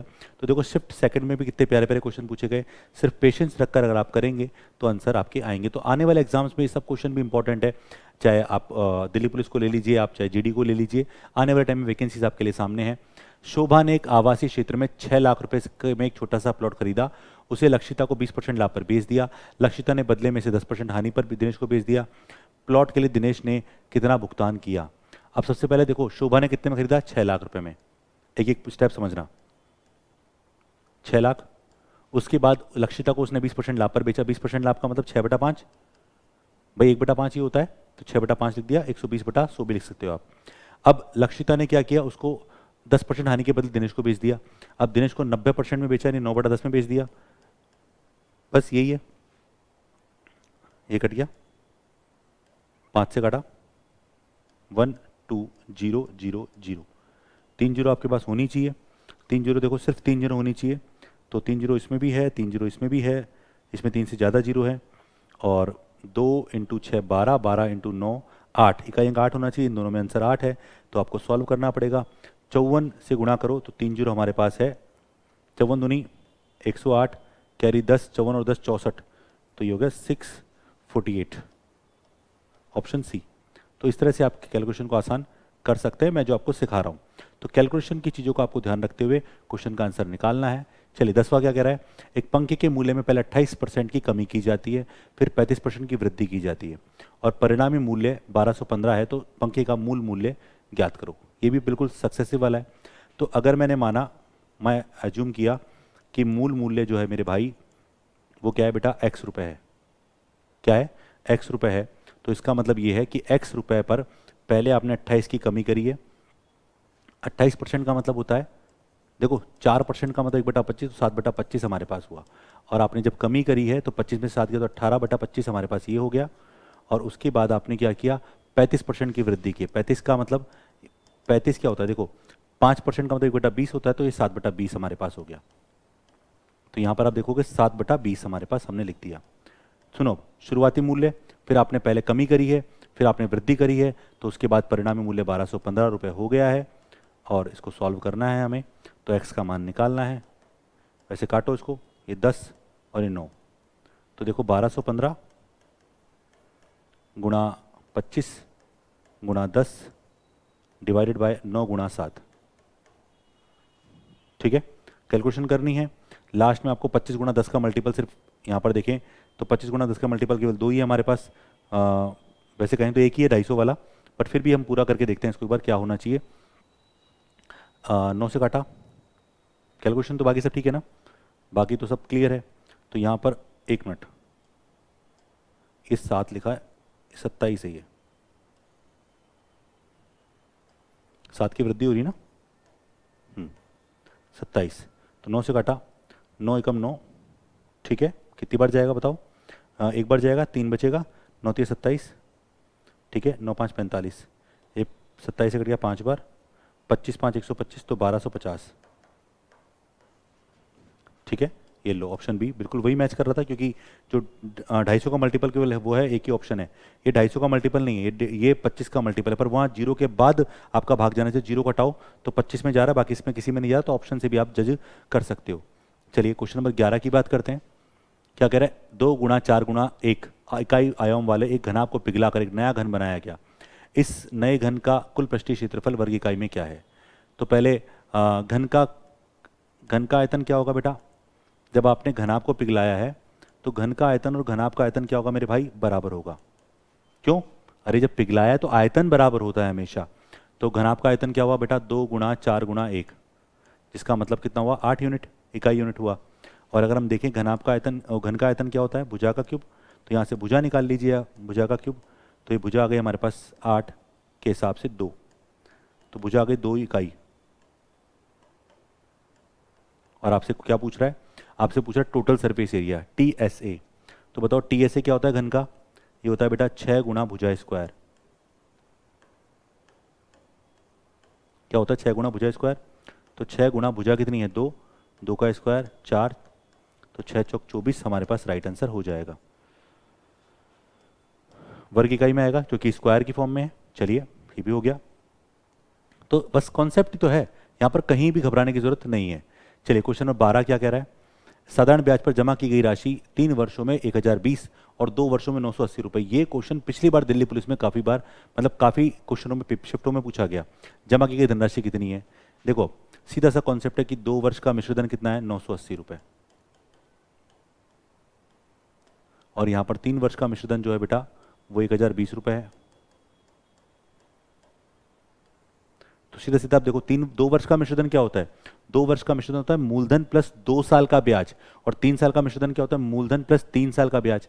तो अगर मैं इसमें इसको घटाऊंगा तो मूलधन दोनों में सेम है, और 2 साल का ब्याज इसके पास भी, 2 साल का ब्याज इसके पास भी है, तो केवल 1 वर्ष का ब्याज बचेगा, और 1 वर्ष का ब्याज दोनों के बीच का डिफरेंस है। और यहाँ पर सिंपल इंटरेस्ट SI लिख देता हूँ, 1 वर्ष का SI कितना हुआ बेटा, 40 रुपये। अगर 1 वर्ष का SI 40 रुपये है तो यहाँ से 2 वर्ष का SI बताओ, बोलो, तो 40 दूनी 80 हमारे पास हो जाएगा। और यहाँ पर मूलधन पूछ रहा है, तो मूलधन यानी P बराबर मिश्रधन कितना है, 2 वर्ष का 980, उसमें से 80 घटाया तो 900 रुपये हमारा मूलधन निकल कर आएगा, यानी ऑप्शन ए। तो क्वेश्चन नंबर 12 में क्या आया, ए इसका राइट आंसर है। चलिए क्वेश्चन नंबर 13 की बात करते हैं। क्या कह रहा है, एक विषय में 13 विद्यार्थियों का औसत अंक कितना है बेटा, 66 है। यदि पहले 7 विद्यार्थियों का औसत कितना है, 67, और अंतिम 7 विद्यार्थियों का औसत कितना है, 69, तो 7वें विद्यार्थी का औसत अंक क्या है। चलो ये क्वेश्चन भी आपने काफ़ी बार देखा होगा। इसका एक सिंपल सा पैटर्न अगर हम देखें तो बहुत आसान क्या होता है कि पहले 7 का औसत 67 है, ठीक है, तो पहले 7 का औसत 67 है, तो टोटल निकालो। अंतिम 7 का औसत कितना है, 69, टोटल निकालो, ठीक है। उसके बाद क्या करो, जो 13 का टोटल है उसको घटा दो, तो अपने पास ऑटोमेटिक किसका निकल कर आएगा, ऑटोमेटिक हमारे पास जो 7वां विद्यार्थी उसी का निकल कर आ जाएगा। सिर्फ कैलकुलेशन आपको करनी है, इकाई अंक सबके अलग अलग, इकाई अंक से निकाल लो, आंसर पता चल जाएगा। 749 इकाई अंक 9 आएगा, 9 से 63 कैरी 12 इकाई अंक 2 आ जाएगा, और 2 में से 6 18, 18 12 में से 8 गया, तो यहाँ पर 4 बचेगा, यानी ऑप्शन सी। तो इस तरह से आप सॉल्व कर लीजिए, बट आप चाहें तो मैं आपको पूरा करवा देता हूँ। देखो क्या है, चलो करो, 749 कैरी 4, 42 और 4 46, 9 7 7 नाम 7 नाम 63 कैरी 6, 42 और 6 48, ये आ गया, माइनस 13 6 78 कैरी 7 78, 78 और 7 85, ठीक है, ये आ गया। टोटल कर लो इसको, तो आ गया 12 का 2 कैरी 1, 15 का 5 हासिल 1, 952 माइनस 858। चलिए ठीक है, तो हमारे पास आ गया 94। ये तरीका हो गया, पूरा मेथड हो गया, शॉर्ट में मैंने आपको बता दिया कि आप इकाई अंक से कैसे जज कर रहे हैं। चलो क्वेश्चन नंबर 14 क्या कह रहा है, राम एक काम को 18 घंटे में पूरा कर सकता है, श्याम और नरेश उसी काम को 9 घंटे में पूरा कर सकते हैं। राम और नरेश इसे 12 घंटे में कर सकते हैं, श्याम अकेले इस काम को पूरा करने में कितना समय लेगा, यानी इक्वेशन बनेगी कन्फर्म है। देखो कितने नाम है, राम श्याम नरेश, ये ना, ठीक है। तो सबसे पहले बताओ राम कितने दिन में कर रहा है बेटा, 18 घंटे में, दिन में नहीं घंटों में। श्याम प्लस नरेश कितने में कर रहा है, श्याम प्लस नरेश कर रहे हैं उसको 9 घंटे में, और राम प्लस नरेश कितने में कर रहे हैं उसको 12 घंटे में, 36। ये 2 यूनिट काम करता है अकेला, ये दोनों मिलकर 4 यूनिट काम करते हैं, और ये मिलकर 3 यूनिट काम करते हैं, ठीक है। अब क्या बोल रहा है, किसका पूछ रहा है, वो मुझसे पूछ रहा है अकेला शाम उसे कितने में कर सकता है। तो शाम की कंडीशन निकालनी है, तो शाम कैसे निकालोगे भाई, हम शाम को निकालना है। सोचो इक्वेशन क्या बनानी चाहिए, अगर मैं इन दोनों को जोड़ूं, किसको, राम को और श्याम प्लस नरेश को जोड़ूंगा तो क्या आएगा बेटा, राम श्याम नरेश तीनों का आ जाएगा, पर उसमें से राम और नरेश को घटा दो तो केवल शाम की यूनिट बच जाएगी। तो देखो अगर मुझे शाम निकालना है तो मैंने इन दोनों को ऐड किया, तो 4 और 2 6, 6 माइनस 3 घटाया तो 3 यूनिट हमारे पास किसकी आ गई, शाम की। और शाम को काम ना है 36 काम को शाम 3 की स्पीड से करेगा, तो बेटा कितने दिन में करेगा, 12 दिन में, 12 घंटे में, मतलब ऑप्शन बी। तो क्वेश्चन 14 में क्या आया बेटा, बी इसका प्यारा सा जवाब हो गया। चलिए क्वेश्चन 15 की अगर बात करें तो क्या कह रहा है, एक समलंब आकार के खेत का क्षेत्रफल 1720 मीटर स्क्वायर है, इसकी समांतर भुजाओं के बीच की दूरी 40 मीटर है, समांतर भुजाओं में से एक की लंबाई 48 है, दूसरी समांतर भुजा की लंबाई क्या है। तो देखो समलंब चतुर्भुज का क्षेत्रफल क्या होता है, 1/2 समांतर भुजाओं का योग 48, और दूसरी भुजा हमने क्या मानी x, 1/2 समांतर भुजाओं का योग इंटू उनके बीच की दूरी जो कि 40 दे रखी है, और ये क्षेत्रफल का फॉर्मूला होता है, और क्षेत्रफल दे रखी है 1720 आपको दे रखा है, ठीक है। ये 0 से 0 काट दो, ये कट गया वैसे 2 बार, 2 से काटा इसको, ये हो गया 8 और ये हो गया 6, 86, ठीक है। तो 48 प्लस x हमारे पास जो हुआ वो हुआ 86, और x का मान कितना होगा, 86 माइनस 48, तो 38 इसका राइट आंसर हो गया। ये लो, बस सीधी सीधी कैलकुलेशन है, यानी इसके लिए फॉर्मूला याद होना चाहिए। तो बहुत सारी चीज़ें ऐसी हैं जहाँ पर आपको कुछ, बस मैं कहूँ तो बेसिक अगर फंडामेंटल क्लियर है तो आप क्वेश्चनों को आसानी से कर सकते हैं। चलो अगला क्या कह रहा है, देखो ऐसा क्वेश्चन अभी हमने देखा था पर वो सिंपल इंटरेस्ट में देखा था। एक धनराशि वार्षिक रूप से संयोजित चक्रवृद्धि ब्याज पर क्या बोल रहा है, 3 वर्ष में 6400 रुपये और 5 वर्ष में 8100 रुपये हो जाती है, ब्याज की दर ज्ञात करो। तो ऐसे क्वेश्चन को देखो समझो, पहले तो देखो लॉजिक क्या है, पी रुपए पर कोई भी, अगर हम बात करें कोई भी फिक्स पैटर्न की बात करें, कुछ मल्टीप्लाई होकर आगे बढ़ रहा है तो वो कोई वैल्यू हो गई हमारे पास 1 साल बाद, जितना रेट यहाँ लग रहा है उतना मल्टीप्लाई होकर यहाँ बढ़ रहा है दूसरे साल में, ऐसे तीसरे साल में हम चले गए, ओके। तो वो हो गई कितनी, 6400 रुपये। अब हम चौथे साल में जाएंगे तो फिर कुछ मिलेगा, ठीक है, और 5वें साल में जाएंगे तो हमारे पास फाइनली 8100 रुपये हो जाएंगे। तो अब जरा नोट करो कि यहाँ से यहाँ तक जो राशि जा रही है उसमें केवल 1 साल और 2 साल ही तो लग रहे हैं, कितने साल, 1 साल और 2 साल। तो यहाँ पर अगर हम देखें समझें इस बात को, तो 6400 रुपये 8100 रुपये हो गए कितने साल में, 2 साल में। तो इसको काटोगे तो अगर, चलो पहले सिंपल बनाते हैं, 64/81 ही रह गया फाइनली, और इसका मतलब हो गया 8 का स्क्वायर और ये हो गया 9 का स्क्वायर, ठीक है। तो बताओ कितना बढ़ गया, सीधा बढ़ गया 1। भाई देखो मैंने इस पूरे प्रोसेस को देखा आपके सामने, तो देखो कुछ गुणा हुआ, कुछ गुणा हुआ, कुछ गुणा हुआ, ये चक्रवृद्धि ब्याज होता है। तो यहाँ पर सीधा 2 बार में तो चेंज हो रहा है, सिर्फ इन दोनों के बीच की बात कर रहा हूँ मैं। तो 2 बार जो हुआ वो स्क्वायर के फॉर्म में होना चाहिए। तो आप जरा देखिए कि स्क्वायर की फॉर्म में क्या हुआ बेटा, ये 64 और ये 81, ये 9 का स्क्वायर 8 का स्क्वायर है, तो ये 8 के स्क्वायर से 9 का स्क्वायर गया तो 1 बढ़ गया। और रेट अगर आपको निकालनी है तो आप देखेंगे जरा, 1/8 हमारे पास हो गया, और 1/8 हमारा कितना परसेंट होता है बेटा, 12.5% हमारे पास होता है। तो 12.5% हमारे पास राइट आंसर हो गया, और 12.5 यानी 12 से ही 4/8, ठीक है। तो ऐसे लिखकर भी आपको कंफ्यूज कर रहा है। 17, चलो ये बोले चतुर्थानुपाती याद करना है। अनुपात का ये पैटर्न कई बार पूछा जाता है। अब देखो चतुर्थानुपाती क्या होता है, वैसे अगर आपको पता हो तो, जैसे यहाँ पर मैंने 4 नंबर लिखे, जैसे मैंने 4 नाम लिखे x, y, z और p, या p q r s लिख देते हैं, जिससे 4 नाम लिख दो, p q r s, ये चारों के चारों क्या है बेटा, प्रोपोर्शन में है। किसमें, इन प्रोपोर्शन, यानी समानुपात में। तो जब ये समानुपात में होते हैं बेटा तो यहाँ पर s का मान क्या होता है, s बराबर होता है q गुणा r अपॉन p, यानी द्वितीय अनुपाती और तृतीय अनुपाती का गुणनफल डिवाइडेड बाय प्रथमानुपाती। तो मुझे चतुर्थ समानुपाती पूछ रहा है, तो बेटा यहाँ पर चतुर्थ निकालना है, तो पहला ये है, दूसरा ये, तीसरा ये। तो देखो आप क्या करोगे, मैं लिख देता हूँ फोर्थ प्रोपोर्शनल, एफ पी लिख देता हूँ, फोर्थ प्रोपोर्शनल बराबर क्या किया, a का क्यूब प्लस b का क्यूब गुणा A square minus B square upon में अपने पास बचा ए प्लस बी का होल स्क्वायर गुणा A cube minus B cube. ठीक है, करो कैलकुलेट, पता चलेगा। देखो यहां पर इसको आप खोलोगे तो अपने पास आएगा एक तरह से A plus B, A square plus B square minus का ए बी। इसको रहने देते हैं अपन जिंदा, अभी कटेगा, दिख गया मुझे, आपको भी देखना है। इसको ए प्लस बी का होल स्क्वायर तो रहने देते हैं, और इसको खोलोगे तो आएगा A minus B, A square plus B square plus A B.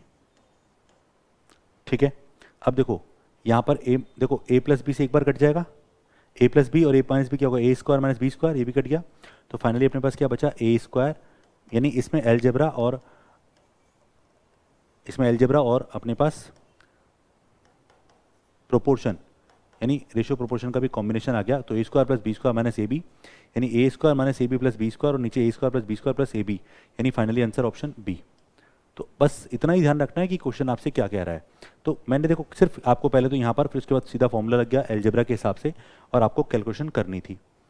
चलिए 18th क्या कह रहा है, एक छात्र को संस्कृत, अंग्रेजी, गणित, सामाजिक विज्ञान और कंप्यूटर में इतने अंक प्राप्त हो रहे हैं।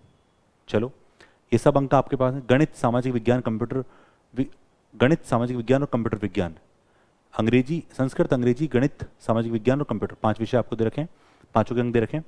में उसके औसत अंक संस्कृत, अंग्रेजी और गणित के औसत अंकों से कितने अधिक हैं, अधिक, परसेंटेज नहीं पूछ रहा। तो सबसे पहले गणित के मार्क्स बताओ। तो गणित के मार्क्स अपने पास कौन से नंबर पे, 3rd नंबर पे 72, प्लस उसके बाद हमारे पास नंबर आता है सामाजिक का। सामाजिक का नंबर कौन सा है बेटा, चौथा 58, और उसके बाद हमारे पास कंप्यूटर विज्ञान यानी 83। ये हमारे पास किसके आ गए, फर्स्ट वाले के, और इनका एवरेज निकालना है, डिवाइड बाय 3 करना है आपको। ठीक है, माइनस के अंक, दूसरा कौन सा बचा अपने पास, बचा किसका, संस्कृत। संस्कृत में है 62, उसके बाद अपने पास है अंग्रेजी, अंग्रेजी में 58। ठीक है, और उसके बाद गणित, गणित में 72, डिवाइडेड बाय 3। अब आप देखो सॉल्व मत करो, जोड़ोगे घटाओगे, देखो 58 और 72 तो दोनों में कॉमन ही आ रहा है। तो यहाँ पर आप सॉल्व करेंगे इसको, तो सीधा सा कॉन्सेप्ट है, यहाँ पर क्या करोगे, कुछ मत करो, मजे करो। लघुत्तम लोगे तो देखो 72 और 58 दोनों में कट जाएगा, तो 83 माइनस 62/3, तो हो गया ऊपर 21/3, यानी आंसर आया 7। क्या आया आंसर बेटा, ऑप्शन सी यानी 7। तो 18वें क्वेश्चन में क्या आया बेटा, सी यानी 7 इसका राइट आंसर। सिर्फ अगर आप देखो टाइम खराब कर सकते हैं कैलकुलेशन करने में, पर जहां टाइम नहीं लगना ना वहां क्यों लगाना है। चलिए क्वेश्चन नंबर 19, पाई चार्ट लो, इसमें भी आ गया पाई चार्ट, यानी ये डीआई वाले क्वेश्चन तो आपको हर पोर्शन में मिलते ही मिलते हैं। वृत्त आरेख में एक वर्ष में 5 गांवों की जनसंख्या को प्रदर्शित किया गया है। ये टोटल आपको दे रखा है, परसेंटेज में लिखे हुए हैं। ठीक है, परसेंटेज 20, हाँ ठीक है, ABCD अलग लिखे हुए हैं, आपको 5 लिखे हुए हैं। और आपसे क्या कह रहा है, बोल रहा है क्या पूछ रहा है, पढ़ो। Total number of population 5 villages आपको 50,000 दे रखी है, 5 गाँव की संख्या 50,000। ठीक है, तो गाँव बी और डी की जनसंख्या का अनुपात ज्ञात कीजिए। अब 50,000 को कोई लेने देना ही नहीं है, क्यों, पूछ कह रहा है बी और डी, टोटल 100% में से बी कितना है, बी अपने पास है कौन सा वाला है, ये तो ये ए होगा। ठीक है, ये बी है बिल्कुल, ये लाइन वाला सी है, साफ दिख रहा है, ये डी है, वेरी गुड, और ये ई है। तो पूछ किसका रहा है, ये मुझसे पूछ रहा है बी और डी। तो बी में कितना है बेटा 20, और सी डी में कितना है 30। तो 20 और 30 का अनुपात क्या है, 2:3। चलो तो 20% और 30% का रेशो 2:3, ऑप्शन डी। कहीं से भी कोई क्वेश्चन टिपिकल नहीं है। 20 पे बात करते हैं, क्या कह रहा है, ये भी चलो इस तरह से दे रखा है, और यहाँ पर थोड़ा सा क्लियर नहीं है, बट करते हैं कोशिश, कुछ दिख जाएगा मुझे। तो क्या कह रहा है, ये कह रहा है निम्नलिखित वृत्त आरेख में 2015 के दौरान भारत से अलग अलग प्रकार के कपड़ों का निर्यात डिग्री में हुआ। यदि 1 टन कपड़े ए से प्राप्त आय सी से प्राप्त आय की 3 गुना है, तो ए और सी के आय के बीच का अनुपात कितना है, मुझसे पूछ रहा है। यहाँ पर जरा क्वेश्चन की लैंग्वेज को पकड़ते हैं एक बार। यदि 1 टन कपड़े ए से प्राप्त आय, क्या बोल रहा है, यदि 1 टन कपड़े ए से प्राप्त आय और कपड़े सी से प्राप्त आय की 3 गुना है। ठीक है, 1 टन कपड़े ए से प्राप्त आय और कपड़े सी से प्राप्त आय का 3 गुना है, तो ए और सी के बीच की आय का अनुपात क्या है।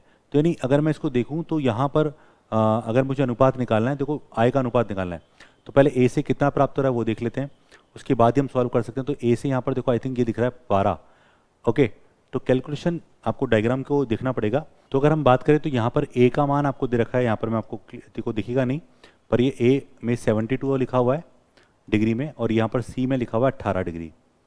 सी में क्या लिखा हुआ है मेरे भाई, 18 डिग्री आपको लिखा हुआ है। अब यहाँ पर देखो क्या बोल रहा है, अब यहाँ पर कपड़े जो प्राप्त हो रहे हैं ना, बोल रहा है 1 टन कपड़े जो है ए से प्राप्त आए और सी के प्राप्त आए 3 गुना है। तो ए और बी के आय के बीच जो आय है उसका अनुपात निकालना है।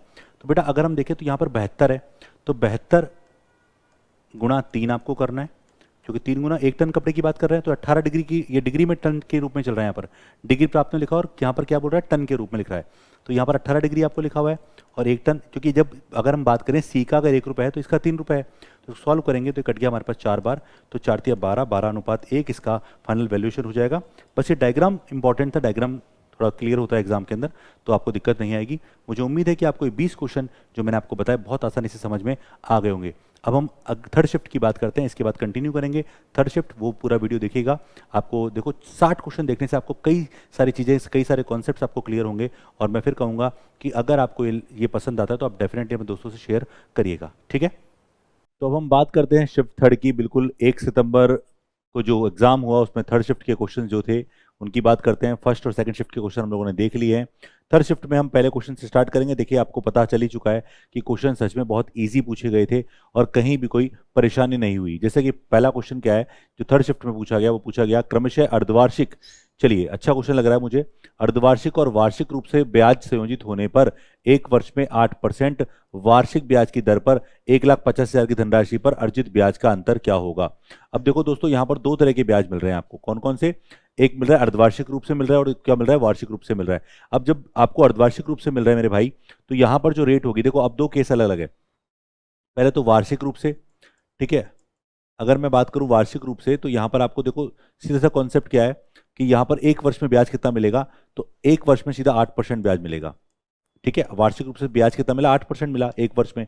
लेकिन जब अर्धवार्षिक की बात करेंगे तो अर्धवार्षिक में रेट क्या हो जाएगी बेटा, रेट हो जाएगी आधी। क्या हो जाएगी बेटा, रेट हो जाएगी आधी। और जब रेट हमारी आधी होगी तो 8 की आधी, क्योंकि वार्षिक है, ये सालाना है, तो इसको आधी करेंगे तो कितना हो जाएगा बेटा, ये 4 हो जाएगा। और रेट अगर आधी हो गई और यहाँ पर हम बात करें 1 साल में, तो साल में 2 बार ब्याज मिलेगा आपको। तो यहाँ पर अर्धवार्षिक रूप से अगर हम बात करें तो यहाँ पर सीआई कितना मिलना चाहिए आपको, सीआई मिलेगा 4 + 4, पहला 4 6 महीने का, अगला 4 महीने 6 महीने का, और 4 × 4 यानी 16/100, यानी आपको कुल मिलाकर ब्याज मिला 8.16% यहां पर मिला अर्धवार्षिक रूप से। यानी अगर आप वार्षिक तौर पे देखते हो तो आपको 8% मिलता है, और जब अर्धवार्षिक तौर पे देखते हो तो आपको 8.16% मिलता है। दोनों में डिफरेंस कितना है, 0.16 का। तो सीधा किस पर है, तो आपको अंतर निकालना है बेटा 1.5 लाख पर। चलिए, तो सीधा सीधा क्वेश्चन था, तो 1.5 लाख पर आपको अंतर निकालना है। और ऐसे क्वेश्चन आपको अच्छे से नोटिस में लेने हैं, क्योंकि कारण ये है, मैं आपको पहले भी बता चुका हूं कि दिल्ली पुलिस का आगे एग्जाम है और वैसे भविष्य में काफी सारे एग्जाम होते रहेंगे। तो उन सभी की प्रिपरेशन करने के लिए आप डेफिनेटली इनको पढ़ते रहिए। चलिए 4 जीरो कट गई, और 15 × 16 240 होता है। तो इसका अंतर कितना आया बेटा, 240 रुपए, यानी ऑप्शन ए। तो कितना आसान क्वेश्चन हमारे लिए हो गया, ये क्वेश्चन कितना आसान तरीके से हमने कर लिया। बहुत अलग तरीके से आप कर सकते हैं, बट ये सबसे इजीएस्ट वे है जिससे समय आपको कम लगेगा। क्वेश्चन नंबर 2 क्या कह रहा है, चलिए 2 को देखते हैं हम लोग। क्वेश्चन नंबर 2 है बेटा, स्वाति 4200 रुपए के साथ एक व्यवसाय शुरू करती है और 5 माह बाद बानी स्वाति के साथ उसी की भागीदार के रूप में जुड़ जाती है। यानी ये पार्टनरशिप का क्वेश्चन है। अब वो कब जुड़ रही है, 5 महीने बाद जुड़ रही है। ओके, 1 वर्ष के बाद, यानी इसका मतलब वो 12 महीने के लिए और वो 7 महीने के लिए। ओके, तो बोल रहा लाभ स्वाति और बानी का 2:5 के अनुपात में बांटा गया। तो बानी ने कितनी धनराशि का योगदान किया। अब आपको एक बात पता होनी चाहिए, किसके अंदर, पार्टनरशिप के अंदर, कि अगर आपको पार्टनरशिप में अगर लाभ आपको 2:5 के रूप में मिल रहा है, तो इसका मतलब आपका इन्वेस्टमेंट भी क्या है बेटा, 2:5 के रूप में ही था। तो अगर हम बात करें बेटा स्वाति की बात करें, तो यहाँ पर स्वाति ने 4200 रुपए निवेश किए, कितने महीने के लिए, 12 महीने के लिए निवेश किया। और बानी ने, मान लेते हैं बानी ने यहाँ पर कोई भी पैसा, जैसे हमने मान लिया X रुपये निवेश किया बानी ने, और समय कितना, 7 महीने के लिए। कितने महीने के लिए, 7 महीने के लिए उसने निवेश किया है। और अगर मैं बात करूं इन दोनों का जो अनुपात होना चाहिए वो किसके बराबर होना चाहिए, यहाँ पर 2:5 के बराबर होना चाहिए। बस सॉल्व कर लो। तो 4200 × 7x बराबर क्या है बेटा, 2/5। ये है हमारे पास। चलिए 7 से काटा 7 × 42, 600 हमारे पास ये हो गया, और 2 से काटा 6 बार ये हो गया। ये ऊपर चला जाएगा, तो ये ऊपर चलेगा, तो x का मान कितना आ गया, 6 × 36, 36 × 5 180, तो ये 18,000 रुपये का उसने निवेश किया था। ये लो कितना इजी हो गया। तो सच में क्वेश्चन आपको एग्जाम में जो पूछे जाते हैं वो इजी होते हैं, बस इसका कॉन्सेप्ट अगर आपने पहले पढ़ा हुआ है तो आप इसको आसानी से कर सकते हैं। दोस्तों बिल्कुल आप इन सब की पीडीएफ के लिए हमारे टेलीग्राम चैनल पर जुड़ जाइए, वहां पर आपको अवेलेबल हो जाएगी। एक वस्तु का क्रय मूल्य 1120 रुपये है और क्या कह रहा है 205 रुपये की छूट के देने के बाद 15% का लाभ होता है। ठीक है, छूट कितने की दी, देखो क्रय मूल्य अपने पास कितना है 1120 रुपये, तो वस्तु का अंकित मूल्य मुझसे पूछ रहा है। अब बेटा एक बात बताओ कि अगर क्रय मूल्य 1120 रुपये है और आपको यहाँ पर लाभ कितना हो रहा है 15% का लाभ हो रहा है, इसका मतलब विक्रय मूल्य कितना होगा, विक्रय मूल्य होगा 115% विक्रय मूल्य हो जाएगा। चलिए इसको सॉल्व कर लीजिए बस आप। ये कट गया, इसको काटा 56 टाइम, इसको काटा हम लोगों ने 5 बार, 5 से 2 से 5 से काटा उसको पहले, 5 से काटा 23 बार। चलो उसको गुणा कर लीजिए, तो ये आपका सेलिंग प्राइस हो गया कितना 56 इंटू 23। मैं सॉल्व नहीं कर रहा, इसको रख देता हूँ। चलिए लेकिन अंकित मूल्य पूछे तो सॉल्व करना ही पड़ेगा। करो 6 18 का 8 कैरी 1 15 और 12 27 और 1 28 का 8 कैरी 2 10 और 2 12, तो 1288 रुपये हमारा क्या हो गया बेटा, यहाँ पर हमारा विक्रय मूल्य आ गया। और मुझे अंकित मूल्य पूछ रहा है, तो बेटा डिस्काउंट कितना दिया था मैंने, यहाँ पर डिस्काउंट दिया था मैंने 1288 रुपये हमारे पास ये है, प्लस डिस्काउंट था 205 रुपये का, यानी 205 रुपये ज़्यादा थे। 88 और 5 93 रुपये हमारे पास ये हो गए और ये हो गए 1493 रुपये। ऑप्शन में है क्या, बिल्कुल ऑप्शन सी इसका राइट आंसर है। देखो ये क्वेश्चन एमटीएस में पूछा गया, क्रय मूल्य दे दिया, विक्रय मूल्य आपने निकाल लिया यहाँ पर क्योंकि लाभ आपको दे रखा है, और लाभ से मतलब विक्रय मूल्य से आपने अंकित मूल्य निकाल लिया, और ये लो क्वेश्चन नंबर 3 हमारा सॉल्व हो गया। चलिए क्वेश्चन नंबर 4 कैलकुलेशन वाला क्वेश्चन है, बोर्ड मास के ऊपर है। तो सबसे पहले आप बोर्ड मास को देखेंगे, तो 24 का 24 डिवाइड बाय 6 गुणा, अब 3/4 ऑफ, इसको ऑफ का मतलब गुणा लगाओगे यहाँ पर, तो 3 से 3 कट जाएगा, तो 1/4 हमारा ये रह गया, प्लस अगर हम इसको देखेंगे 3 से 3 कट जाएगा तो 5/4 हमारे पास ये रह गया। बोलिए सही है क्या, कैसे लिखा हम लोगों ने, अरे बेटा अगर हम 3 से 3 काट दें तो 5/4 ही हो जाएगा, 3 से 3 कट जाएगा, 1/4 हमारे पास ही हो जाएगा। यहाँ पर देखो सबसे पहले इस डिवाइड को सॉल्व करोगे तो 4 का 4 हो गया, पहले इसको मत करना सॉल्व, ये 6/4 है, यहाँ पर जो मान आएगा वो क्या आएगा 6/4, फाइनली आंसर कितना आ गया 6, इसका राइट आंसर ऑप्शन ए। ठीक है, तो कुछ क्वेश्चन तो सच में मतलब आप कहोगे कि यार ये सच में ऐसे क्वेश्चन मिलते रहते हैं एग्जाम के अंदर। चलिए क्वेश्चन नंबर 5, ये दंड चित्र दे रखा है आपको, आरेख दे रखा है आपको, निम्न दंड चित्र में 12 पीएम से 6 पीएम तक एक मेट्रो स्टेशन पर ई साइकिलिंग पार्किंग में संख्या को दर्शाया गया है। यदि पार्किंग चार्ज 3 रुपये प्रति घंटा है तो 2 बजे से 6 बजे तक पार्किंग चार्ज की कुल वसूली कितनी होगी, आपसे पूछ रहा है। कब से कब तक, यहाँ पर पार्किंग चार्ज जो पूछ रहा है टोटल, और प्रति घंटा कितने रुपए, 3 रुपए आपको बोला गया है। तो यहाँ पर आप देखिए गाड़ियां कितनी यूज की गई है वो देख लीजिए आप, पर घंटे के हिसाब से आपको चार्ज करना है यहाँ पर 3 रुपए के हिसाब से। संदर्भ देखा है नंबर ऑफ ई साइकिल है ना, ये आपको दे रखी है नंबर ऑफ ई साइकिल जो है यहाँ पर, और ये यहाँ पर आप देखो वैसे साइकिलिंग के अंदर नंबर आपको यहाँ पर लिखा हुआ है, डायरेक्टली नीचे लिखा हुआ है। ठीक है, अब आपको क्या पूछ रहा है, मुझसे बोला 2 से 6 बजे के बीच में, 2 से 6 तक, यानी 2 बजे से स्टार्ट करेगा, और 2 बजे से लेकर 6 बजे तक की अगर हम बात करें तो यहाँ पर 2 से 6 के बीच की बात करें तो अगर आप देखोगे, देखो 45 है ना, 45 और 25 कितना हुआ 70, 70 और अगर हम देखें तो ये हमारे पास 100 है, 170 हमारे पास हो गया। ठीक है, और उसके बाद 6 बजे तक की बात कर रहे हैं तो 6 बजे तक तब पार्किंग, यानी 2 बजे से स्टार्ट हो रही पार्किंग और 6 बजे तक चली, तो इसका मतलब ये सभी पार्किंग का होगा। तो ये टोटल कितना हो गया हमारे पास, ये हो गया 70, ये हो गया 170 और ये जोड़ा तो 215 हमारे पास हो गया। और आपको पर घंटा कितने रुपए देना है, 3 रुपए देना है, तो यहाँ पर टोटल व्हीकल्स के हिसाब से कितने, टोटल इतने व्हीकल्स हो गए, तो 645 रुपीज इसका राइट आंसर होगा, यानी ऑप्शन ए इसका सीधा सीधा आंसर, क्वेश्चन आंसर ए हो गया है। तो दोस्तों इस तरह से आप क्वेश्चन सॉल्व कर सकते हैं। चलिए क्वेश्चन नंबर 6 क्या कह रहा है, क्वेश्चन नंबर 6 कह रहा है कि एक पंसारी को क्रमशः 18 रुपए प्रति किलोग्राम और 22 रुपए प्रति किलोग्राम की 2 किस्मों की दालों को किस अनुपात में मिलाना चाहिए। ठीक है, मिलाना चाहिए ताकि मिश्रण 19.50 रुपए प्रति किलो के हिसाब से प्राप्त हो जाए। तो एक बात बताइए आप, देखो एलिगेशन का क्वेश्चन, मैंने आपको कहा था कि हर पेपर में आपको क्वेश्चन मिलता है, देखो आपके सामने फिर से एलिगेशन के बेस पर क्वेश्चन आ गया है। चलिए तो मिश्रण वाले कॉन्सेप्ट को तो आपको अच्छे से पढ़ना है, घटाओगे तो 2.5 हमारा ये हो जाएगा, और अगर आप इसको घटाएंगे तो 1.50 हमारे पास ये हो जाएगा। तो काटा इसने तो क्या आया 5:3, इसका राइट आंसर है। ये लो सीधा सीधा क्वेश्चन है। तो ये क्वेश्चन, ये मेथड तो आपको पढ़ना ही पढ़ना है, एसएससी का फेवरेट रहा है हमेशा से, और आपको पता होना चाहिए कि इसका कॉन्सेप्ट कैसे यूज कर सकते हैं। एक व्यक्ति बिंदु ए से बी तक 40 किलोमीटर प्रति घंटे की चाल से यात्रा करता है और 60 किलोमीटर प्रति घंटे की चाल से 6 ए तक वापस आता है। ठीक है, अभी क्या कर रहा है यदि यात्रा में कुल 5 घंटे का समय लगता है तो बिंदु ए और बी के बीच की दूरी कितनी होगी। अभी को बताओ, पहले तो हम औसत चाल निकाल लेते हैं। तरीके वैसे इसको करने के बहुत हैं। जैसे औसत चाल निकाली बेटा, औसत चाल क्या होगी, 2xy 2xy upon x plus Y, ये कितना आएगा 48। ये याद रहता है काफी बच्चों को। वैसे 100 हो जाएगा, 100 से कट जाएंगे 2 जीरो, तो 24 दूनी 48, यानी एवरेज चाल कितनी हो गई 48 किलोमीटर प्रति घंटा। अब आपको 5 घंटे का समय लग रहा है, ठीक है, पूरी यात्रा में। तो पूरी यात्रा का मतलब आने और जाने दोनों में, तो कुल तय दूरी, यानी कुल दूरी की अगर हम बात करें तो कुल दूरी अगर हम देखेंगे तो उसने तय की 48 की चाल से उसने यात्रा की है, और 5 घंटे में कुल मिलाकर 240 किलोमीटर की दूरी उसने तय की है। पर मुझसे एक तरफ की दूरी होगी ए से बी की, तो आंसर क्या होगा 120 हमारे पास होगा।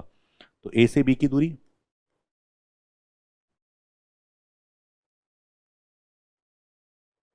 तो 240 का हाफ, ठीक है। कई लोग इसको एक्स समीकरण से कर सकते हैं, जिसे मान लो जाने की दूरी क्या है एक्स, चाल कितनी है आपकी 40, प्लस दूरी एक्स, आने की चाल क्या है 60, कुल मिला के 5 घंटे।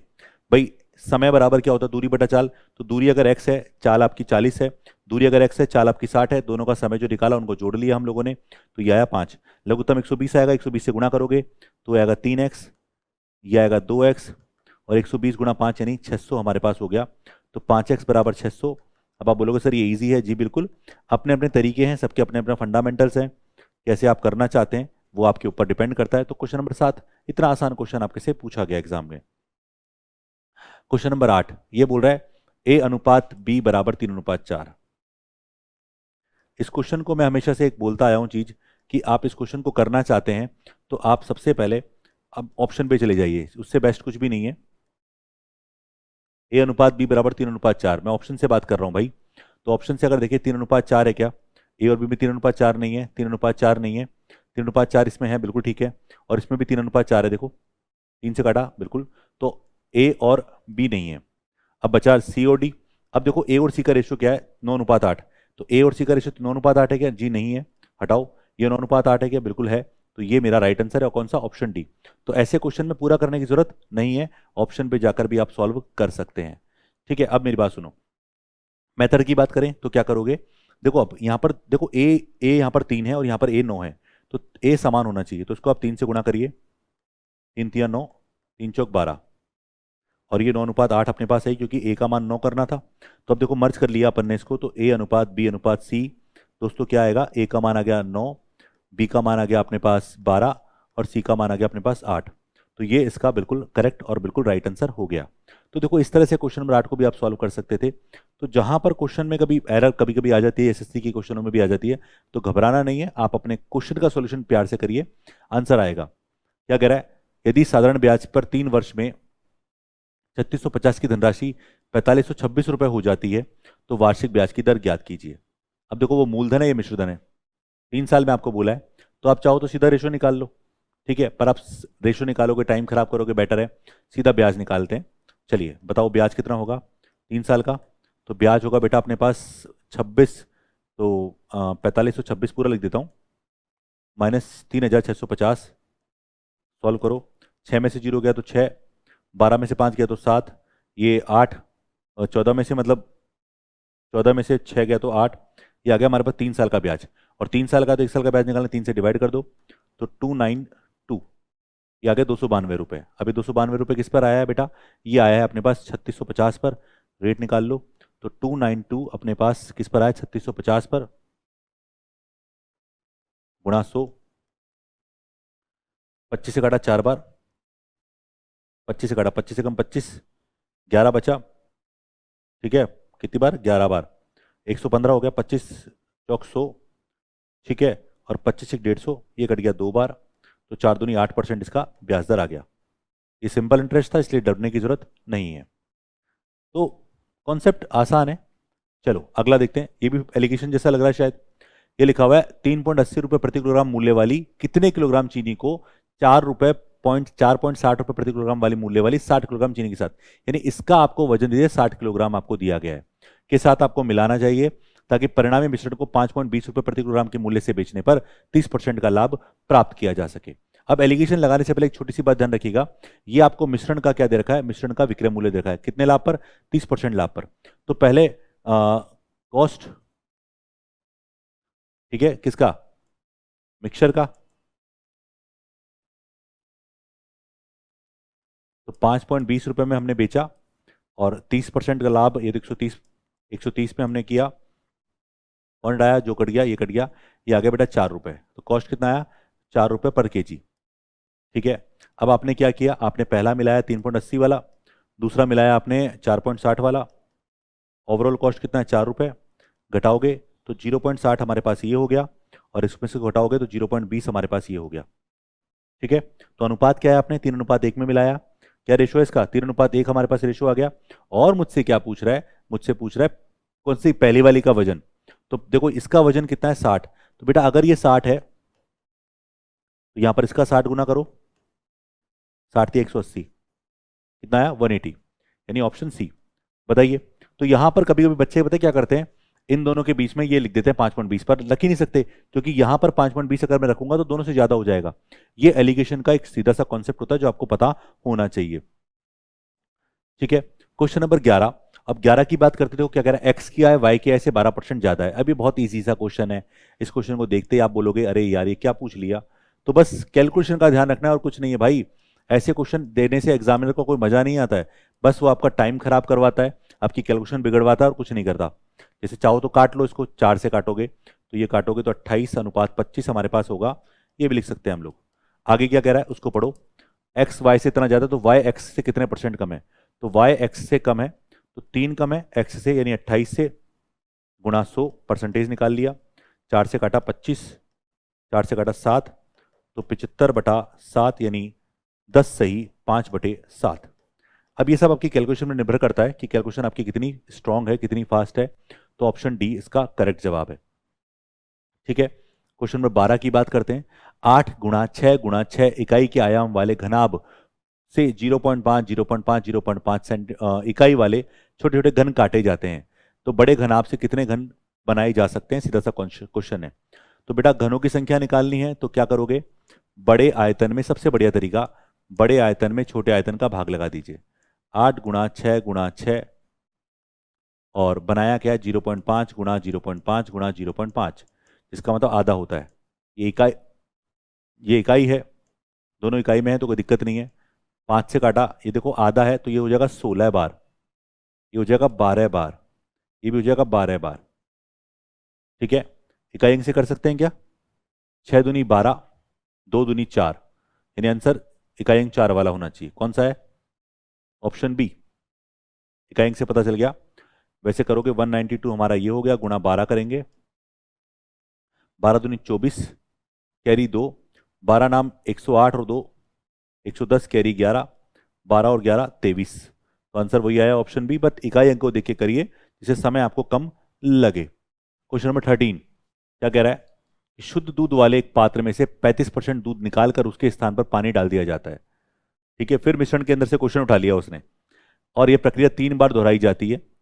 तीसरी प्रक्रिया के अंत में दूध की शुद्धता कितनी होगी। आपने निकाला कितना है बेटा, 35%।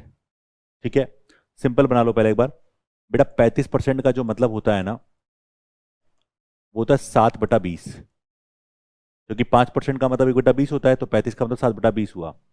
अब आप समझो कि 20 से आपने 7 निकाल लिया तो बचा कितना, बचा है अपने पास 13, और ऐसा कितनी बार किया आपने, 3 बार किया, तो क्यूब कर लो डायरेक्टली, यानी 8000 शुरू में था, 2197 रह गया हमारे पास।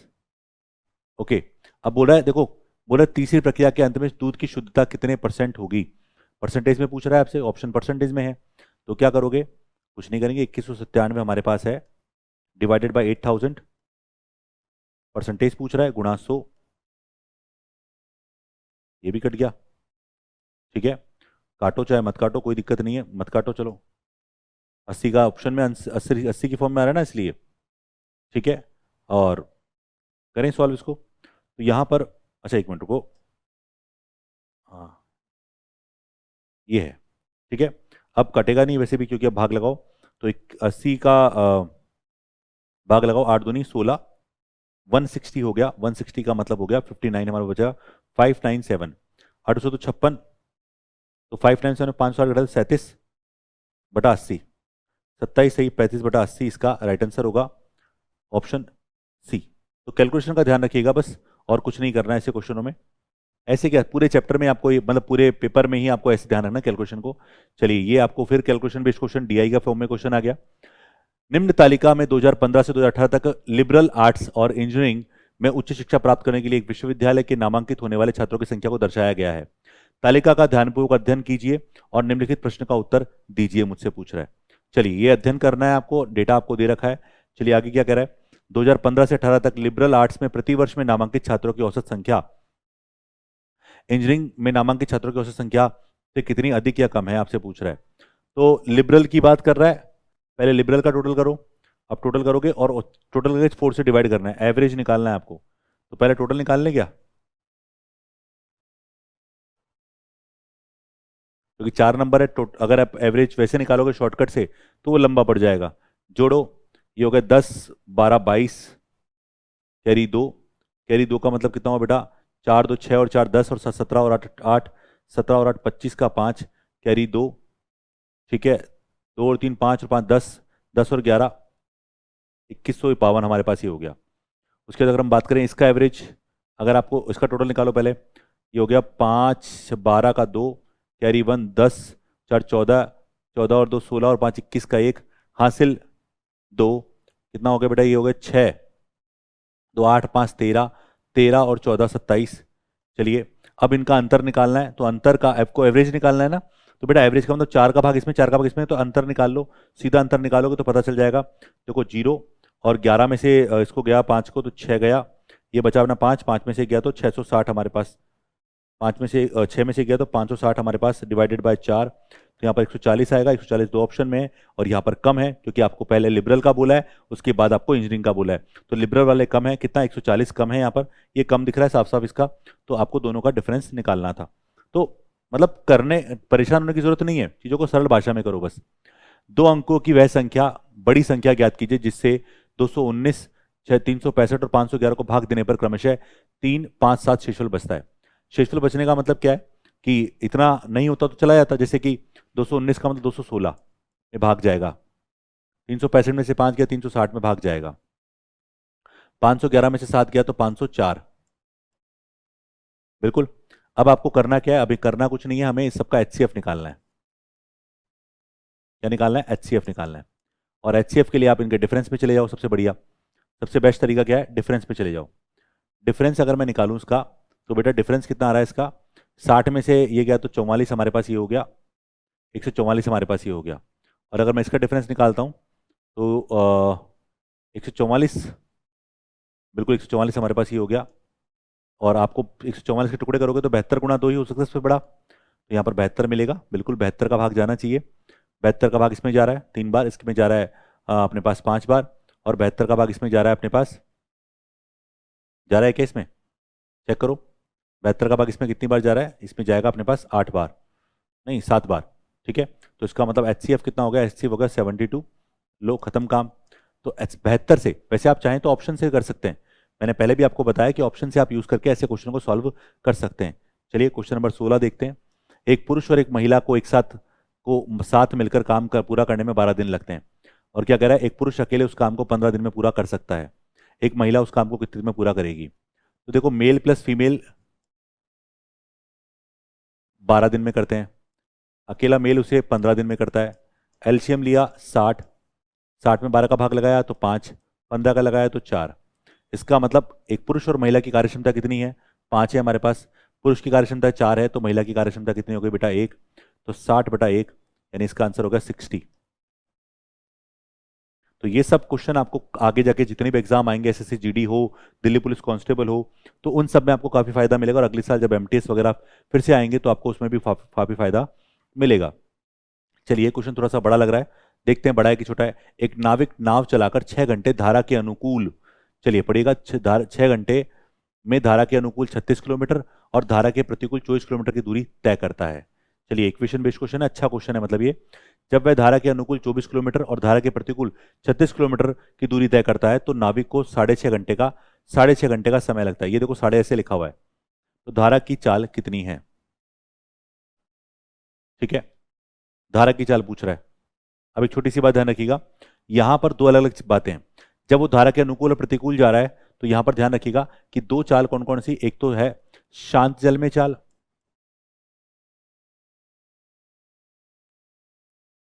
एक तो ये होती है शांत जल में चाल अलग होती है, फिर धारा की चाल अलग होती है। ये x होती है, मान लो y है। फिर अगर धारा की दिशा में अगर बात करें तो चाल हो जाएगी x प्लस वाई, और विपरीत दिशा में हो जाएगी x माइनस वाई। तो ये कहानी आपको ध्यान रखनी है। तो मैं लिखता हूं, देखो 36/x plus Y plus 24/x-y। Actually मैंने क्या निकाला, मैंने निकाला समय। समय क्या होता है बेटा? दूरी बटा चाल, दूरी बटा चाल, दूरी बटा चाल। ये धारा की दिशा में है इसलिए मैंने चाल x प्लस वाई लिया, और धारा के विपरीत है इसलिए मैंने x माइनस वाई लिया। तो यहां पर समय कितना हो गया बेटा? 6 घंटे का समय हमारे पास हो गया।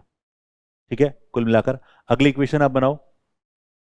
जब 24 यहां हो गया, अब की बार अनुकूल में 24 चाल ये, और विपरीत दिशा में अगर बात करें 36, तो हमारे पास x माइनस वाई हमारे पास ये हो गया, और 6.5 घंटे का 6.5 हमारे पास ये आ गया।